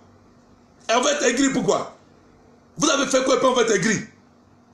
Ne c'était pas le discrédit sur l'église. C'est de ça il s'agit. Et ne c'était pas le discrédit. Je continue par exemple. Quand vous prenez Galates chapitre 2, le verset 14 à 15. Galates chapitre 2, le verset 14 au verset 15. Il est bien écrit que Paul a repris Pierre. L'apôtre Paul a repris Pierre sur la place publique. Pierre est en train de manger avec les païens, les incirconcis. Et cependant, Pierre savait très bien que en mangeant avec les incirconcis, ce n'était pas un péché, selon le message que Dieu avait donné à Paul. Vous suivez un peu? Alors, après le concile de Jérusalem, Actes chapitre 15, ils sont tous tombés d'accord. Et lui, il fait semblant. Et lorsque les frères venaient, Pierre va se retirer, il va se dissimuler, il va laver ses mains, il va faire croire aux gens, aux autres, qu'il n'était pas en train de manger avec les païens. Barnabas est rentré dans cette hypocrisie et tous les autres sont rentrés dans cette hypocrisie. L'apôtre Paul qui était présent, Paul ne pouvait pas se taire. L'apôtre Paul s'est levé. Paul a dit à Barnabas, à Pierre, la Bible dit, voyant l'hypocrisie de Pierre, Paul a récupéré Pierre sur la place publique et il a corrigé Pierre. Paul dit, voyant que Pierre ne marchait pas droit selon la vérité de l'évangile. Vous voyez, non, on défend toujours l'évangile. On ne défend pas un homme. Si cet homme est dans la vérité, on le soutient. Mais s'il ne presse pas la vérité aujourd'hui, on dit non, aujourd'hui là, tu as déconné. Aujourd'hui, ce que tu as pressé là, c'est pas ça. Aujourd'hui, ce que tu as fait là, on n'est pas convaincu. La Bible dit, sans la conviction, hein, tout ce qui n'est pas le fruit d'une conviction est un péché. Ne répondez pas Amen parce que le pasteur est de même ethnie que toi. Ne réponds pas Amen parce que tu es de même région que tel homme de Dieu. Ne réponds pas Amen parce que tu es du même parti politique que tel servant de Dieu. Non. Le salut, il est personnel. Jésus dit, si vous m'aimez, gardez mes commandements. Il a dit, médite ce livre de nuit et jour. On doit défendre la parole. On doit défendre Jésus-Christ. On doit défendre la doctrine biblique, la christologie. C'est ça le nom. Jésus dit, allez-y, faites de toutes les nations les disciples, les baptisant au nom du Père, du Fils, du Saint-Esprit, et enseignez-les à observer tout ce que je vous ai prescrit. Jésus même demande à ce qu'on les enseigne à observer tout ce qu'il nous a prescrit, tout ce qu'il a prescrit aux apôtres, tout ce qu'il a prescrit à ses disciples. Il dit, enseignez-leur à observer tout ce que je vous ai prescrit. Alléluia. Alors, je continue. Vous allez voir par exemple nos tests. Regardez, il est écrit, Actes chapitre 18, le verset 28. Actes chapitre 18, le verset 28, il est écrit, Apollos refutait, la Bible est écrit que Apollos démontrait par les Écritures que Jésus-Christ est Seigneur. Et il refutait publiquement les Juifs et les pharisiens. Vous voyez, on n'a pas dit en inbox, on n'a pas dit en cachette. Il y a des gens qui pensent qu'ils sont plus sages que nous. Quand on parle, non, mais il faut la... On va corriger. C'est de ça on parle. Vous êtes dans les histoires de non, on est jaloux de tout, on est écrit, on n'est pas écrit. L'apôtre Paul même a corrigé Pierre. Pourquoi on ne peut pas corriger les erreurs doctrinales? Tout est dans la Bible. La Bible elle-même, elle s'explique par elle-même. Quand on parle, c'est les féticheurs, c'est ton problème qui est où? Non, il s'agit des âmes. Je vous pose la question. Quand l'apôtre Paul est arrivé dans Actes chapitre 16, Actes chapitre 16, Paul est arrivé. Paul a trouvé une femme qui pratiquait la nécromancie. Paul a trouvé une femme. Paul a trouvé une femme qui pratiquait quoi? L'esprit de Python. Qui avait un esprit de Python. Qui pratiquait la divinatoire. De vous à moi. On vous a dit, Paul ne connaît pas le verset qui dit, laissez livrer le bœuf croître. On vous a dit, Paul ne connaît pas le verset là. Paul connaît ce verset. Paul connaît ce verset. Mais Paul ne pouvait pas supporter. Parce que cette femme-là, elle est en train de tromper le peuple. Cette femme-là, elle trompait le peuple depuis des années. La Bible dit, Paul fatigué se retourna et il va chasser le mauvais esprit qui était dans la femme qui pratiquait l'esprit de Python. Vous suivez, Paul a chassé cet esprit alors que Paul est parti trouver la femme sur son propre territoire. La femme était là depuis des années. Donc dis, s'il est sorcier, c'est ton problème. S'il est marabout, non, c'est mon problème. Tant qu'il dit s'il est homme de Dieu, tant qu'elle dit qu'elle est servante de Dieu, tant qu'il dit qu'il est dans l'église, s'il dit les féticheurs, on n'a rien contre les féticheurs. Est-ce qu'on a affaire aux Aziz 47? On n'a pas affaire aux féticheurs. On n'a pas affaire à Baye. On n'a pas affaire à Zerigui. Parce qu'eux, ils ont déjà déclaré leur identité. Ils ont déjà déclaré dans quel camp ils sont. Donc on n'a pas affaire à eux. Et au contraire, à eux, on doit prêcher l'évangile. À eux, on doit annoncer l'évangile. Mais quelqu'un qui vient à l'église et puis fait ses pratiques de fétichisme pour envoûter le peuple, vous voulez qu'on se taise. Et vous ne regardez pas les noms, si les sorciers c'est pour lui. Il n'a qu'à être sorcier pour lui, mais il ne faut pas y envoûter le peuple. S'il fait ça dans une église et pour présenter aux fidèles, nous on va dénoncer. Attention. Jésus a dit quoi? Gardez-vous des faux prophètes. Jésus a vêtu le peuple. Jésus a vêtu le peuple. Il dit gardez-vous des faux prophètes. Et il dit il s'élèvera. Paul a dit il s'introduira après moi des loups ravisseurs. Et Jésus dit vous allez les reconnaître par les œuvres, par les fruits. Les fruits là, c'est la cupidité. Ils vendent crachat, ils vendent sueur, ils vendent tout. Je vais vous montrer encore. Il y a un autre même qui vend coussin. Et vous ne voulez pas qu'on parle? Quand on parle, c'est des gens qui ne sont même pas allés loin à l'école, qui sont en train de murmurer. Non, on est jaloux parce qu'ils vendent tout. Ils vendent sel, ils vendent sable, ils vendent même chaussures de les femmes. Ils vendent tout. Ils vendent trucs aux enchères. Ils vendent tout dans la maison de Dieu là. Jésus est venu chasser les changeurs. Jésus a chassé les vendeurs qui étaient dans le temple. Jésus là, il les a chassés. Jésus qui dit, ne jugez pas là. Pourquoi il a chassé les vendeurs? C'est parce qu'ils étaient dans le temple. S'ils étaient en train de vendre hors du temple, Jésus n'allait pas avoir affaire à eux. Mais ils sont dans le temple. Dans l'instant que vous dites que c'est l'église vous faites, et que vous faites le faux dans l'église, on va vous dénoncer. Nous au moins on n'a rien fait. Jésus a pris chicote, il les a chicotés, et puis il a renversé les tables. Et c'est vous qui vous plaignez. Je me demande même si la Bible là même vous lisez, vous comprenez. Je me demande même d'autres même sont là, est-ce qu'ils comprennent ce qu'ils lisent? Philippe a demandé à l'unique éthiopien. Philippe lui dit, comprends-tu ce que tu lis? Donc d'autres disent qu'ils sont pasteurs mais ne comprennent pas ce qu'ils disent. D'autres disent qu'elles sont servantes de Dieu mais elles ne comprennent pas ce qu'elles disent. Jésus est venu trouver les gens dans le temple, il les a chassés, il les a chicotés, il a renversé les tables. Parce qu'ils ont dit, ils sont dans l'église. Tant que vous dites que vous êtes dans la maison de Dieu et vous faites du faux, nous on va vous dénoncer. Si tu veux être féticheur, là tu as choisi ton camp, on te laisse tranquille. Si tu dis que tu es marabout, tu as mis grand cramorotière, ou bien grand marabout, grand féticheur, grand vaudou, on n'a pas affaire à toi. Toi tu as dit dans quel camp tu es. Mais quand tu dis que tu es de Dieu et que toi tu es un prophète de Dieu et que tu parles de Jésus-Christ et que tu fais des pratiques anti-bibliques, frère, on ne doit pas se taire. On n'a rien contre ton appel. Mais nous dénonçons ces pratiques. Ça ne sont pas bibliques. Nous dénonçons. Oui. Avec la paix du cœur. Avec la paix du cœur. Avec la paix du cœur. Regardez-les bien. Et des personnes, excusez-moi pour le thème, des personnes insensées soutiennent des gens, tout comme ça. On est jaloux. On fait pas plus de quelqu'un. Au contraire, on ouvre les yeux des gens sur vos pratiques. On ouvre les yeux des gens sur vos pratiques. Non, on va être jaloux de quoi? Vous vendez eau bénite. Qui a vendu eau? Même au bord de la piscine des pédestales, on ne vendait pas l'eau. On dit celui qui tombe le premier là, il est guéri. On n'a pas dit qu'on vendait. Le monsieur a dit, je n'ai personne pour m'accompagner.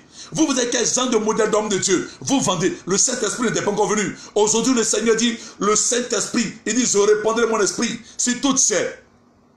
Alors, le problème des chrétiens, ils sont devenus des fainéants. C'est bien fait pour vous. C'est pourquoi vous tombez sur ces personnes-là qui vous vendent tout. Ils vous vendent même tout. Ils vous vendent tout. Parce que vous ne lisez pas la Bible. Vous ne lisez pas la Bible. Vous aimez les vendeurs d'illusions. Où on vous fait rêver. Non, je vois 3 personnes, 1000 personnes. Ils seront bénis dans 24 heures. 10 000 personnes. Dieu ne bénit pas dans le péché. Je vous dis ça. Dieu là, il n'exauce pas dans le péché. Dans la prostitution, tu sors un mari de quelqu'un et puis Dieu va te bénir. Tu sors avec la femme de quelqu'un, Dieu va te bénir. Tu trompes ta femme et puis Dieu va te bénir. Tu vas avoir augmentation des salaires.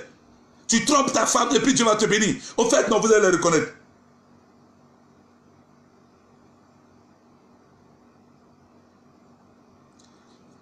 Vous comprenez un peu? Il y a un sérieux problème.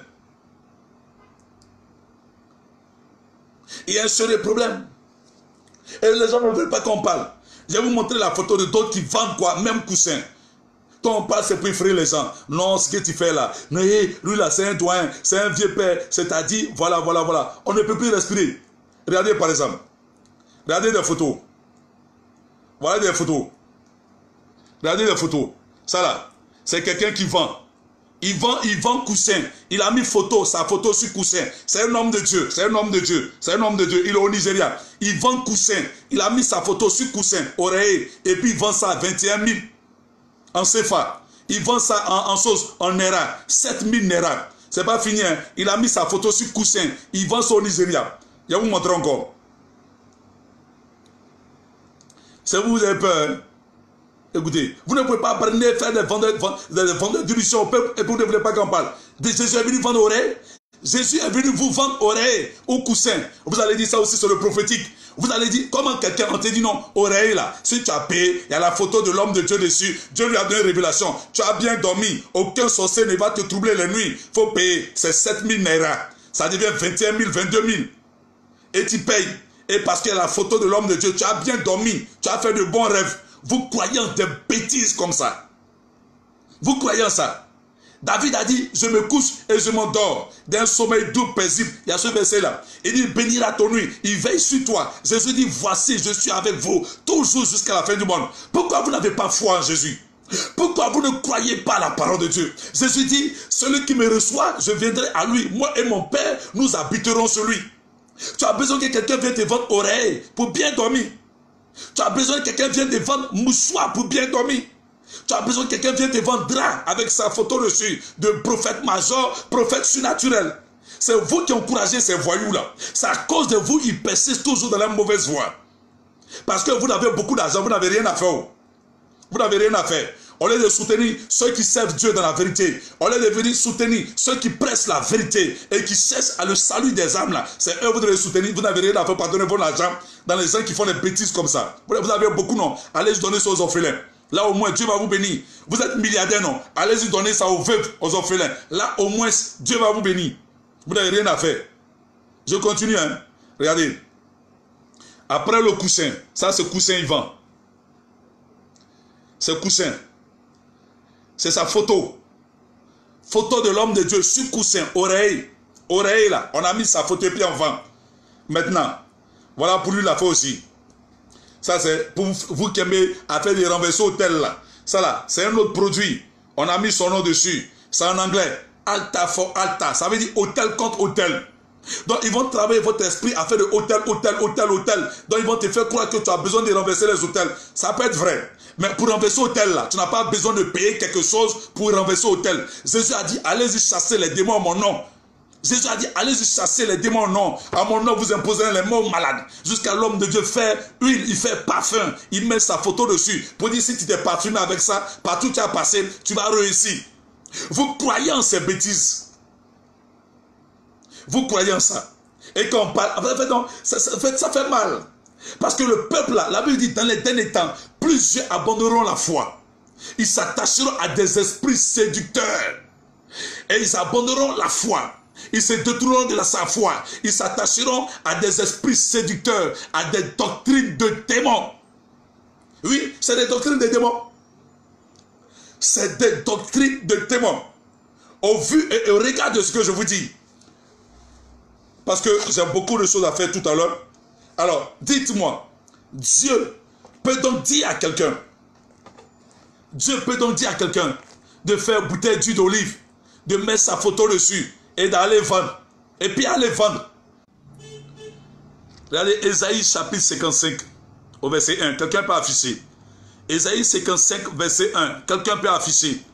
Il a écrit, vous tous qui avez soif, venez aux eaux. Même celui qui n'a pas d'argent.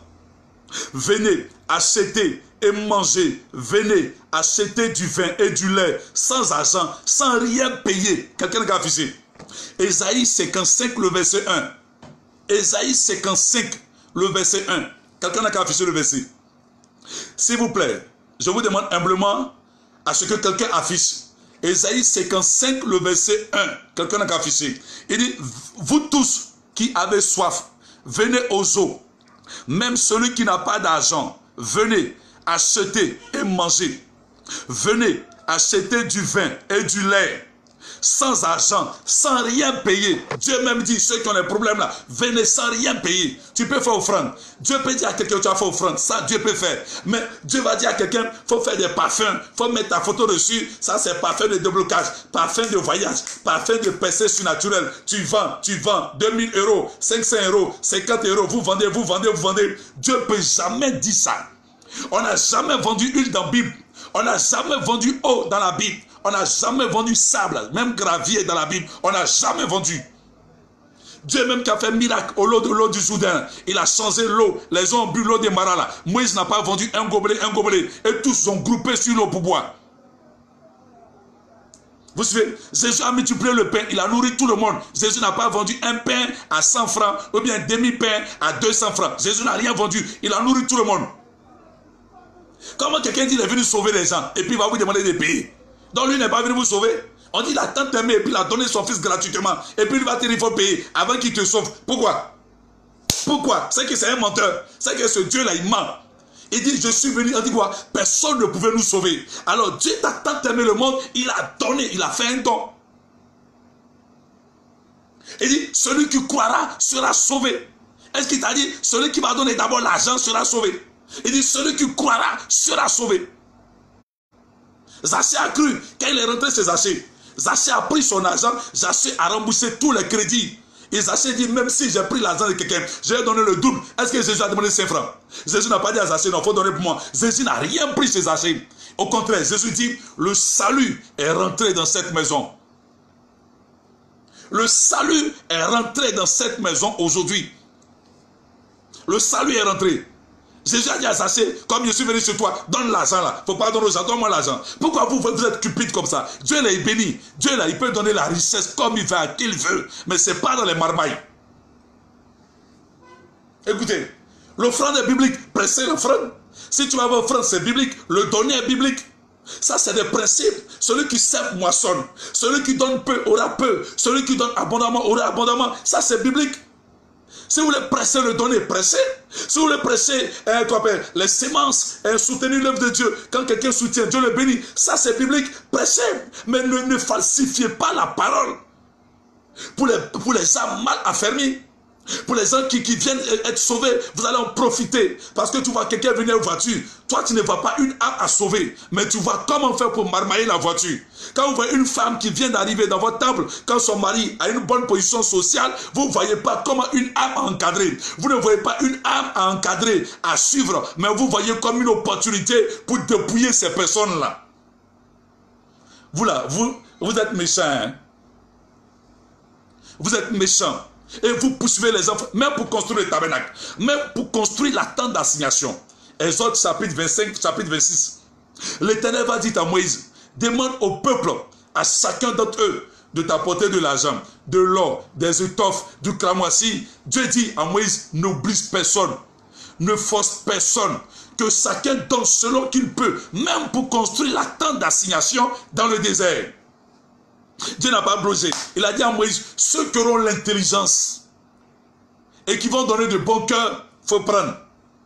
Si tu reconnais que c'est Dieu qui t'a donné la vie, si tu reconnais que c'est Dieu qui t'a sauvé, aujourd'hui tu es marié, tu as des enfants, tu étais malade, et que tu vois, il faut soutenir l'œuvre de Dieu. Quand même, tu vas pas être ingrat, tu vas soutenir. C'est pourquoi Dieu dit à Moïse, ceux qui seront intelligents, qui vont donner de bon cœur, il faut prendre. Même pour construire dans le désert, alors qu'il les a fait sortir de l'Égypte, il pouvait les obliger. Mais Dieu n'a jamais obligé quelqu'un. Lui-même dit, venez à moi, vous tous qui êtes fatigués et chargés. Vous êtes libre de venir à Jésus, comme de ne pas venir. Vous êtes libre de donner, comme de ne pas donner. Mais quand vous donnez, vous s'aimez, vous allez moissonner. Quand on ne vous oblige pas, vous donnez de bon cœur. Vous voyez la nécessité. Dieu peut dire, un homme de Dieu, tu as fait une offrande. Mais tellement il y a les faux, on ne sait plus si Dieu a parlé. Dieu n'a pas parlé. Dans le cas d'Élie, il dit, j'ai ordonné une veuve de te donner à manger. Est-ce que Dieu a parlé audiblement à la femme? Dieu n'a pas parlé, mais en esprit, il a prédisposé le cœur de la femme. Quand Élie est venue, elle dit, donne-moi. Elle dit, non, j'ai peur de trucs qui c'est mon fils. La femme, elle n'a pas insisté, Élie a dit, donne-moi à manger. C'est moi d'abord. Elle a donné, Dieu a fait le miracle. Mais quand quelqu'un te dit, Dieu me dit, tu vas me faire une offrande de 1 million. Si c'est vraiment Dieu a parlé, si tu donnes là, les semaines qui vont suivre là, Dieu doit faire un miracle. En fait, c'est comme ça. Dieu est obligé parce qu'on dit, c'est Dieu qui a dit. Mais les gens viennent, ils prennent les pensées, les visions pour vous mentir, pour dire Dieu m'a dit, oui ma fille, je te vois en blanc, ton année de mariage a sonné, viens sceller ce mariage. On t'a dit pour te marier là, tu dois payer. On t'a dit pour te marier là, tu dois payer. Vous avez vu ça, on doit payer mariage. Lui, il a dit que le mariage soit honoré de tous. Il a dit celui qui a trouvé une femme a trouvé le bonheur. Il t'a dit de lui donner l'argent avant de te marier. Pourquoi vous avez... Attends, pourquoi vous faites dire à Dieu ce que Dieu n'a pas dit? Dans la Bible, là, tout ce que Dieu a dit là, c'est écrit. Mais vous ne lisez pas et les gens viennent vous borner parce que vous êtes pressés, parce que vous ne voulez pas les épreuves. Vous voulez facilité, vous aimez la facilité, vous ne voulez pas prier, vous ne voulez pas jeûner, vous ne voulez même pas être éprouvé. Tous ceux que Dieu a appelés dans la Bible, il les a éprouvés. Mais aujourd'hui, le chrétien des temps modernes ne supporte pas l'épreuve. Et il y a un homme de Dieu ici, il vend huile qui fait un miracle. Il y a un homme de Dieu ici, il vend poudre pour voyager. Il y a un qui est ici, il vend cube magie. Cube magie, là, tu manges, tu seras guéri. Il y a un qui vend popo péto. Vous courez, vous n'avez même pas le discernement. Ça veut dire que vous n'êtes pas convertis. Vous, parce que la grâce, là, ce sont ces choses-là. Vous n'êtes pas convertis. Même si de manière momentanée, Dieu peut passer au travers de certains supports, de certains objets pour faire le miracle. Les miracles là, ne viennent pas de ces choses. Il dit, voici les signes, les miracles là, qui accompagneront ceux qui auront cru. Il n'a pas dit, voilà, huile. Il n'a pas dit ceux qui vont payer huile. Il n'a pas dit ceux qui vont payer cube magie. Il n'a pas dit ceux qui vont payer eau bénite. Voilà les miracles qui vont les accompagner. Il dit non. Il dit, voici les signes, les miracles qui accompagneront ceux qui auront cru. Cru en quoi? En sa parole et en Jésus-Christ. Car quiconque invoquera le nom du Seigneur Jésus-Christ sera sauvé. Il dit, croyez en Dieu, croyez en moi. Il n'a pas dit croyez en huile. Il n'a pas dit non, vous de manière spécifique. Quand vous êtes en France, vous êtes en Belgique, vous êtes en Côte d'Ivoire, j'ai fabriqué huile. J'ai donné ça à l'un de mes prophètes et puis il va vendre. À partir de là, tous ceux qui vont payer, vous aurez le miracle. N'importe quoi. Bartimée n'a pas payé, lui il a crié Jésus, fils de David, aie pitié de moi. Vous suivez? Il dit celui qui a le fils a la vie, mais celui qui n'a pas le fils n'a pas la vie. Mais la colère de Dieu demeure sur lui. Vous n'êtes pas converti. Vous n'êtes pas converti. Christ n'est pas important pour vous. Mais vous faites semblant de remplir les temples. Mais en réalité, vous cherchez des marabouts, des féticheurs. Vous avez peur d'aller sur les marabouts, sur les vaudous. Donc vous avez transformé les hommes de Dieu en marabouts, en féticheurs. Et t'as dit, tu n'as rien vu. Moi, mais si prophète voyant, mais c'est pas comme ça. T'as dit, tu n'as rien vu pour moi. Eux aussi vous font croire que eux les voient matin, midi, soir. C'est faux. Un prophète, même le plus expérimenté, il ne voit pas tout le temps. C'est Dieu qui lui montre. Ils vont vous mystifier. Et ma fille, je vois, hein, faut pas faire. Il va te montrer ce que tu as. Faut dire, n'a qu'à te montrer. Faut lui dire, n'a qu'à te montrer. Il va pas rien dire. Ça peut te mystifier. Dieu là, il ne montre pas tout le temps. Dieu montre ce qui est important. Il va te montrer ce que tu as mangé hier là. Ça a quoi voir avec lui. Il va te montrer ce que tu as mangé sauce graine et un foutu placali. Lui, il va faire quoi ça? Il est là pour chercher les choses importantes pour le salut de ton âme. C'est ça qui est important. Amen. Donc voici un peu pour recadrer les choses. Et on vous vend ces huiles-là. On vous dit non, huile-là. Il faut mettre ça dans ta partie intime. Si tu couches avec ton mari, s'il couche avec toi dans le rapport sexuel, il sera collé. Il ne va plus jamais quitter avec toi. Frère, plusieurs sont envoûtés. Et vous croyez en ça? Ça, là, on n'appelle pas ça envoûtement. On est en train de te dire qu'il faut envoûter ton mari. Ça veut dire, tu es en train d'envoûter ton mari. Ça veut dire, l'envoûtement là, c'est amener quelqu'un à se plier à votre exigence contre sa volonté. Et vous ne vous posez pas la question, il y a quoi derrière? Tu vas faire, et si ça a marché, ton mari sera comme mouton. Ça veut dire que ce n'est pas de manière volontaire que ton mari t'aime. Ce n'est pas de façon volontaire qu'il est doux avec toi. Tu as utilisé des substances, tu as utilisé des artifices pour contraindre ton mari contre sa volonté à t'aimer. Où est la différence entre les pratiques d'Unbreakable? Où est la différence? Voilà pourquoi quand je voulais aller chez Unbreakable, le Seigneur m'a dit non, ne va pas. C'est vrai que peut-être qu'il a fait du faux, C'est des pratiques anti-bibliques. Mais tu vas aller contre lui parce qu'il est étranger. J'ai dit, Seigneur, c'est vrai, tu as raison. Hein? Sinon, le Seigneur me dit, vos propres frères ivoiriens là, ils font ça aussi. Pourquoi vous ne parlez pas? Regardez l'histoire d'Unbreakable là, tout le monde a fait direct. Unbreakable avait 2 pots de huile rouge. Il a mis ça dans son sac. Il a marmaillé les gens pour faire sortir l'argent était caché dans la poche du sac. Là, tous les hommes de Dieu ivoiriens, chacun a fait poste comme il a fait direct. Mais ces histoires de huile, on a mis photo de l'autre, de scanner dessus là, personne n'est pas allé. Vous voyez non, des peureux, des lâches. Mais comme Unbreakable est gagnant, là vous allez le chasser. Parce que là il est étranger. Le Dieu là, il est Dieu de justice. C'est que tu ne peux pas faire à ton propre frère là. Il ne faut pas faire ça à un étranger. Dieu là, il est la justice aussi. Donc si on dénonce Unbreakable, on doit dénoncer ceux qui font la même chose qu'Unbreakable. Alors, et puis c'est dans ça là, vous allez dire non, il y en a aigri. Donc vous êtes aigri contre Unbreakable. Donc laissez Unbreakable appel. Donc comprenez ce pourquoi je suis prêt à aller derrière Unbreakable. Parce que Dieu m'a ouvert l'esprit, dit non. Quand Dieu qui ne doit pas, voilà nos propres frères ivoiriens qui fait ça et puis il met sa photo. Unbreakable n'a pas mis sa photo sur son huile là. Il n'a pas mis. Vous suivez? Là, tout le monde voulait aller chasser Unbreakable. Vous voyez comment vous êtes méchants. Vous êtes méchants. Là, quand on va vous taxer de xénophobes, vous allez dire non, on ment sur les Ivoiriens. Pourquoi? Parce que d'autres le font. Et on accuse Unbreakable. Parce qu'il est étranger. Mais pourquoi on ne dénonce pas nos propres frères qui font ici, à la lumière des Écritures? Il s'agit des Écritures. Parole contre parole. Prouvez-nous par les Écritures. Quelqu'un qui dit exaucement avec huile en 24 heures et puis il va vous vendre. Il ne va pas donner cadeau et puis il enlève huile là-haut. Qui a fait ça dans la Bible? C'est quel genre de modèle de prophète qui est plus grand que les Élie, qui est plus grand que les Samuel, qui est plus grand que les Agabus, qui est plus grand que les Jérémie. Et puis lui spécialement, Dieu va lui dire, il y a une huile, je vais te montrer, pour les percées surnaturelles, pour les déblocages percées financières. Bon, pourquoi il demande aux fidèles de faire offrande? Si ça fait percée financière, il n'a qu'à utiliser lui-même et puis il va être prospère. Frère, les temps sont mauvais. Voilà, donc, comme j'attends depuis là, bon, on ne m'envoie pas une invitation. Je le dis et je le répète.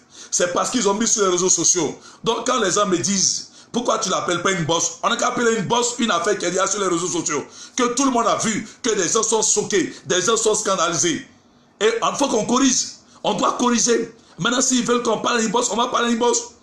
Nous, on n'est pas lâche contre certains. On dit la vérité. On n'a rien contre qui que ce soit. S'il a dit les féticheurs, on ne va pas parler. S'il a dit les marabouts, on ne va pas parler. Mais ça donne l'image de l'église. Paul a repris Pierre. Vous suivez? Plusieurs hommes de Dieu dans la Bible, ils ont repris les gens. Jésus a repris les pharisiens plusieurs fois. Il dit, vous connaîtrez la vérité vous affranchira. Pourquoi on ne peut pas parler? Parce qu'on a peur. Parce que dans le secret, on mange avec les personnes. Moi, je ne peux jamais être camarade avec des féticheurs. Camarade, non, je préfère annoncer l'évangile à un féticheur. Mais quelqu'un qui dit l'en Christ et puis va faire entrer des pratiques mystiques occultes, non, ça ne peut pas marcher. Alors, donc c'était un peu ça. Donc, c'était un bon soir pour recadrer certaines choses. Donc, nous demandons encore pour la dernière fois aux partisans et aux fan club de Scanner de Paris. Ça, c'est un défi. Nous vous mettons au défi. À la lumière des Écritures. Vous êtes prophète. Vous dites vous êtes prophète. Nous, on est prophète. Élie contre les prophètes de Baal. Ça là, c'est pas faire insulter. Venez nous prouver par les Écritures. Sur la base de quoi? Car 1 Jean 4 au verset 1 dit, n'ajoutez pas foi à tout esprit, car beaucoup de faux prophètes sont venus dans le monde. Vous suivez? N'ajoutez pas foi. Ça veut dire, ne croyez pas à tous les miracles. Il y a des miracles qui viennent, mais qui ne sont pas de Dieu, qui viennent du diable. Donc on doit examiner. On dit ne méprisez pas les prophéties, mais examinez-les. On examine comment? On examine à la lumière des Écritures. Est-ce que ça, Dieu peut dire? Vous voyez? Et puis on corrige, on voit la Bible. Parce que toute prophétie qui contredit un verset biblique n'est pas de Dieu. La prophétie ne vient jamais en contradiction avec la parole. Non. Une bonne prophétie ne peut jamais être contradictoire à la Bible. Jamais. Jamais. Une prophétie qui vient d'un prophète, qui vient en contradiction avec la parole de Dieu, n'est pas de Dieu. Amen. Donc, comme jusqu'à là, j'attends ce que quelqu'un vienne du nom du scanner pour venir me dire ce pourquoi. Comment est-ce que Dieu lui dit une prophétie et de faire une huile, et puis il n'a qu'à mettre sa photo, alors que Dieu ne partage pas sa gloire. Il a dit, la pièce là, c'est photo de qui est reçu. On dit César. Il dit, bon, comme c'est César qui a reçu votre argent, donnez à César ce qui appartient à César. Et donnez à Dieu ce qui est à Dieu. Dieu ne partage pas sa gloire. Lui-même a dit, vous ne ferez aucune représentation d'une image quelconque, ni dans les cieux, ni sur la terre. Et puis quelqu'un va faire une bouteille d'huile, il va mettre sa photo et puis il va dire, c'est Dieu qui est dedans. Frère, je doute. Je doute. Donc c'était un bon soir pour vous souhaiter une bonne nuit. Voilà. Donc en même temps, je préviens.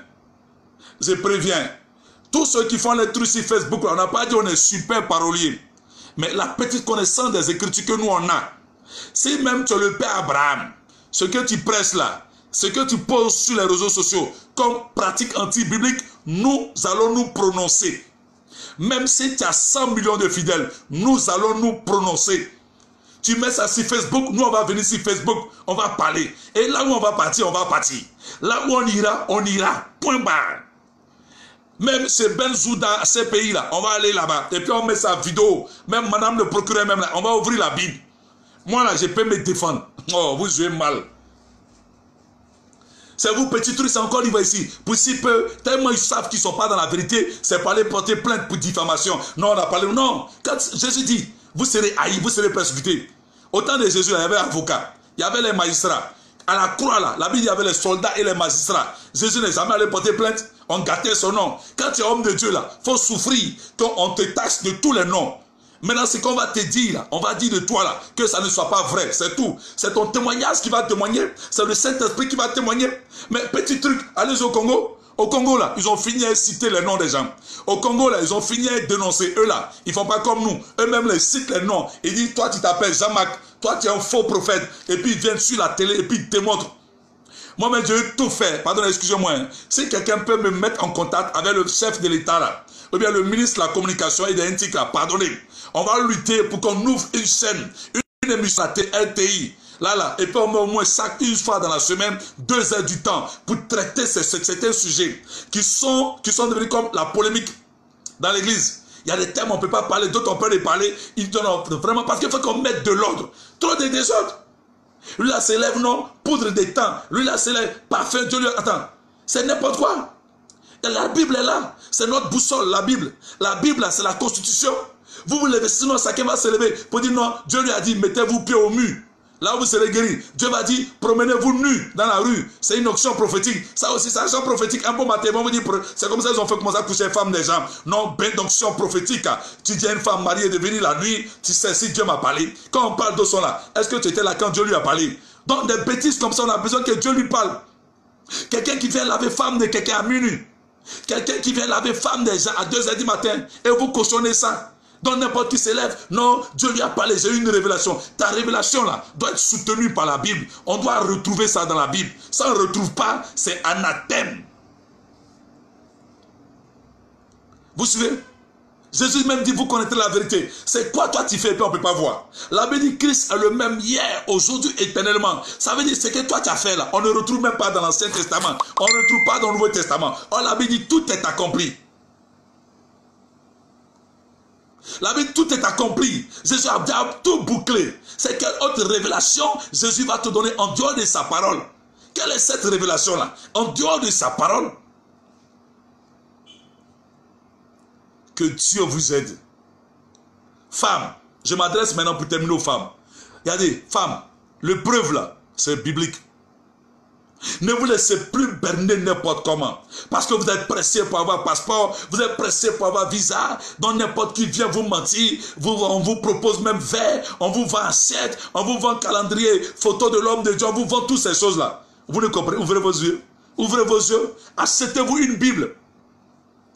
Au lieu de prendre l'argent pour aller payer photos des hommes de Dieu là, il faut prendre ça pour aller payer Bible. Il faut lire ça à la maison, toi et ton mari. Il faut lire ça avec tes enfants. Vous suivez? Dieu là, il est dans sa parole. Jésus là, il est dans sa parole. Il dit, il est la parole faite chair. Il est dans sa parole. Vous avez laissé n'importe qui va vous vendre piment sec, piment en poudre. Les gens vont vous vendre ketchup. Ils vont dire ketchup là. Dieu lui a parlé. Donc il va aller faire un partenariat avec les Libanais pour prendre au moins des cartons de ketchup. Il va mettre sa photo, il va dire c'est ketchup sanctifié.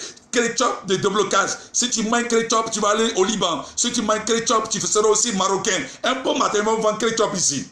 Dans des shawarma, des Libanais, des Mauritaniens. Ils vont voir ça ici un bon matin. Pour dire ça là, c'est moins. Dieu lui a donné une révélation. Écoutez, ne vous laissez pas distraire. On est jaloux de qui? On va être aigri de qui? Alors, donc c'était mon mot. Que Dieu vous aide. Que Dieu nous garde. Pour tous ceux qui sont amoureux de la vérité. Ceux qui aiment Dieu et qui aiment sa parole. Tout ce que j'ai lu ici, c'est la Bible. Amen. Je n'ai utilisé aucun document. C'est la Bible. Nous estimons que la parole de Dieu est universelle. C'est la boussole du croyant. C'est le livre de constitution du royaume de Dieu. Donc si quelqu'un ne vient pas avec vous la parole de Dieu, ne croyez pas. Amen. Que Dieu nous aide. Que Dieu nous fortifie. Que Dieu soutienne votre foi. Et que vous ayez une foi enracinée. Une foi ferme dans la parole de Dieu. Dans les saintes écritures. Alléluia. Ne laissez personne vous tromper. Que Dieu vous fortifie. Soyez fortifiés par les compassions du Seigneur Jésus-Christ. Et que Dieu ait compassion de toutes ces femmes qui ont été victimes, tous ces hommes qui ont été victimes des marmailles, qui se sont laissés entraîner par l'euphorie de ces choses. Et ces hommes de Dieu qui, par moment, parce qu'en fait, d'autres ont bien commencé. Arrivé un moment, à cause de la mauvaise compagnie, ils ont voulu avoir la gloire facile, ils étaient obligés de rentrer dans les marmailles. Soyez prudents. N'enviez personne. Ne cessez pas à être comme l'autre. Vous ne savez pas ce qu'il fait. Laissez Dieu vous conduire. La Bible dit, ceux qui sont conduits par l'Esprit sont appelés fils de Dieu. Laissez l'Esprit de Dieu vous conduire. Laissez l'Esprit de Dieu vous orienter. Laissez l'Esprit de Dieu vous diriger. En toutes choses. Soyez bénis. Soyez fortifiés. Père Seigneur, nous voulons te rendre grâce. Nous voulons te dire merci, Papa, pour ta fidélité. Nous voulons te dire merci pour l'amour que tu as manifesté pour nous. La Bible déclare que Dieu t'a tant aimé le monde qu'il a donné son Fils unique afin que quiconque croit en lui ne périsse point mais ait la vie éternelle. La Bible déclare que dans les derniers temps, plusieurs abandonneront la foi et s'attacheront à des esprits séducteurs, à des doctrines des démons. Nous sommes en train de vivre les temps apocalyptiques. Nous sommes en train de vivre les temps prophétiques. Là, sur l'église de Laodicée. Père, donne le discernement à tes fils et à tes filles afin que personne ne les séduise d'une manière quelconque. Tu as dit que personne ne vous séduise, que personne ne fasse de vous sa proie. Seigneur, donne-nous d'être prudents comme tu l'as dit, soyez prudents comme des serpents. Et donne-nous d'être simples comme une colombe, ô Seigneur. Donne-nous le discernement, donne-nous la soif de ta parole, donne-nous de méditer constamment sur ta parole, de resserrer ta parole dans notre cœur. Tu as dit, je mettrai mes lois sur la table de leur cœur. Père, que ta parole reste gravée dans notre esprit et dans notre cœur, afin que personne n'arrive à nous séduire, que personne ne nous détourne du droit chemin. Ô Dieu de la vocation céleste à laquelle tu nous as appelés. Père, donne-nous d'aimer ta parole, de défendre la vérité, d'aimer Jésus, de tout notre cœur, de toute notre âme. Tu as dit, tu aimeras l'Éternel ton Dieu de tout ton cœur, de toute ton âme, de toute ta force, Seigneur. Oh Père, voici ce peuple qui, oh Père, aime la facilité. Voici ce peuple qui t'aime du bouche, des lèvres, de la bouche, mais le cœur est éloigné de toi. Le peuple qui ne craint plus Dieu, ce peuple qui n'aime plus Dieu et sa parole, alors que Jésus a dit, si vous m'aimez, gardez mes commandements. Ils ne t'aiment pas. Ils n'aiment pas ta parole. Père, parce que certains sont les fils de la perdition. Père, que tes véritables brebis sortent des lieux là où il y a des vendeurs d'illusions, des endroits là où il y a des féticheurs, des marabouts qui infiltrent l'église. Ouvre les yeux de tes brebis. Ouvre les yeux de tes véritables serviteurs. Car tu as dit, les véritables adorateurs adoreront le Père en esprit et en vérité. En esprit et en vérité. Alléluia. Tu es Seigneur Jésus. Jonas était dans le ventre du poisson géant. Jonas n'avait pas besoin d'huile. Il était dans le poisson. Il n'avait pas besoin d'eau bénite. Et tu l'as fait sortir. Du ventre du poisson géant, Jonas a adressé une prière. Il n'a pas vendu, il n'a pas payé huile de miracle. Il n'a pas payé huile de déblocage. Il était bloqué dans le ventre d'un poisson géant. Il n'y avait pas courant. Il était dans l'obscurité dans le ventre. Il n'y avait pas gaz à oxygène. Il était serré. Mais il a adressé une prière et tu l'as délivré du poisson géant, sans huile de Jérusalem, sans huile d'Israël, sans cube magique, sans sel, sans huile du nord, sans quoi que ce soit. Jonas n'avait pas chapelé dans le ventre du poisson. Jonas n'avait pas lumière dans le ventre du poisson, mais il avait la foi dans le Dieu d'Israël. Il a adressé une prière dans le ventre du poisson, sans rien payer. La Bible dit, tu es exaucé, Jonas. Et il est sorti. Et le poisson est allé le descendre à destination, à Ninive. Toi seul, tu connais notre vie. Tu sais ce à quoi tu nous as appelés. Toi seul, tu peux nous bénir. Toi seul, tu peux nous élever. Toi seul, tu peux nous exaucer. Car la Bible dit, tu as dit, tout ce que nous demandons en ton nom, tu le feras. C'est dans le nom de Jésus-Christ, Père, que nous prions, que nous parlons de ta part. Père, que jamais nous ne soyons confus, parce que nous avons cru en ta parole. Notre espérance, c'est toi, Jésus, et ta parole. Seigneur, oh Père, souviens-toi de ce troupeau qui est égaré. Les loups ravisseurs qui sont venus disperser ton peuple. Les loups ravisseurs qui se sont infiltrés dans le troupeau et dans la bergerie pour tromper ton peuple, à quel tu as acquis au prix de ton sang. Père, jusqu'à quand resteras-tu silencieux dans le désordre dans l'église? Jusqu'à quand resteras-tu silencieux face aux dérives, face aux marmailles, face aux pratiques de vaudou, de fétichisme, de maraboutage? La parole est falsifiée. Père, interviens. Suscite des Élie, suscite des Jérémie, suscite, oui, des Élie, des Jean-Baptiste, qui ne craindront point leur vie, mais qui prêcheront la vérité, qui enseigneront la vérité, qui parleront la vérité, même au péril de leur vie, même au prix de leur vie, qui n'auront pas peur des Hérodes, qui n'auront pas peur des autorités, des politiciens, pour leur dire en face, répentez-vous, répentez-vous, répentez-vous, que chacun se retourne et il revienne vers le Seigneur son Dieu. Père, interviens, Adonai. Tu es Dieu. Tu dis, je cherche un homme. Qui enverrai-je? Je cherche une femme. Qui enverrai-je? Qui parlera de notre part? Qui parlera de la part de l'Éternel? Tu cherches des hommes. Oh Dieu, qui aimeront l'Éternel de tout le cœur, de toute leur vie, Seigneur. Oh Père éternel, jusqu'à quand? Jésus, interviens. Interviens, Père. Tu as dit, les ténèbres ne régneront pas toujours. Père, les ténèbres ne régneront pas toujours. Oui, le temps est arrivé que ton peuple sorte des ténèbres. Le temps est arrivé et que Christ soit révélé, Christ soit glorifié, que la vérité soit prêchée. Père, alléluia. Tu as dit, tu es né pour un témoignage à la vérité. Donne un cœur. Un cœur. Tu as dit à Jérémie, je te rendrai ton front dur. Ne le crains point. Tu as dit à Jérémie, si tu les crains, si tu trembles devant eux, je t'aiderai moi-même à trembler devant eux. Ils seront nombreux, mais ne pourront rien contre toi. Suscite de Jérémie un peu partout, en France, en Europe. Suscite des femmes, suscite des hommes, suscite des jeunes. Tu as dit dans les derniers temps, je répandrai mon esprit sur toute chair. Père, que cet esprit, ô Dieu de gloire, soit répandu sur les femmes, sur les hommes, sur une nouvelle génération qui sortira et qui dira ainsi par l'Éternel. Et qui prêchera la vérité, qui dira la vérité de Dieu. Que ton nom soit sanctifié, que ton règne vienne, que ta volonté soit faite, Père, que la gloire te revienne. Merci de bénir la nuit de chacun. Merci de marcher au devant de ton peuple. Merci de diriger tes véritables serviteurs et tes adorateurs. Merci de créer en eux la soif de ta parole, un esprit de réveil spirituel, une vie de prière, une vie de crainte de Dieu, d'obéissance à ta parole, Jésus. Tu interviens. Alléluia. Tu n'as pas changé. Tu continues de faire encore des miracles. Mais pour ceux qui croient en toi, en ta parole, nous te disons merci parce que tu agis. Que la gloire te revienne. Que ton nom soit loué, soit béni à jamais. Merci Père. Merci parce que tu le fais. Au nom de Jésus. Amen. Que Dieu bénisse votre nuit. Que sa grâce abonde, repose sur votre vie. Que cette semaine qui va commencer soit une semaine de gloire, une semaine de victoire, une semaine de témoignage, une semaine d'espoir, une semaine de bonnes nouvelles. Oui, que Dieu bénisse votre vie. Shalom, shalom, shalom.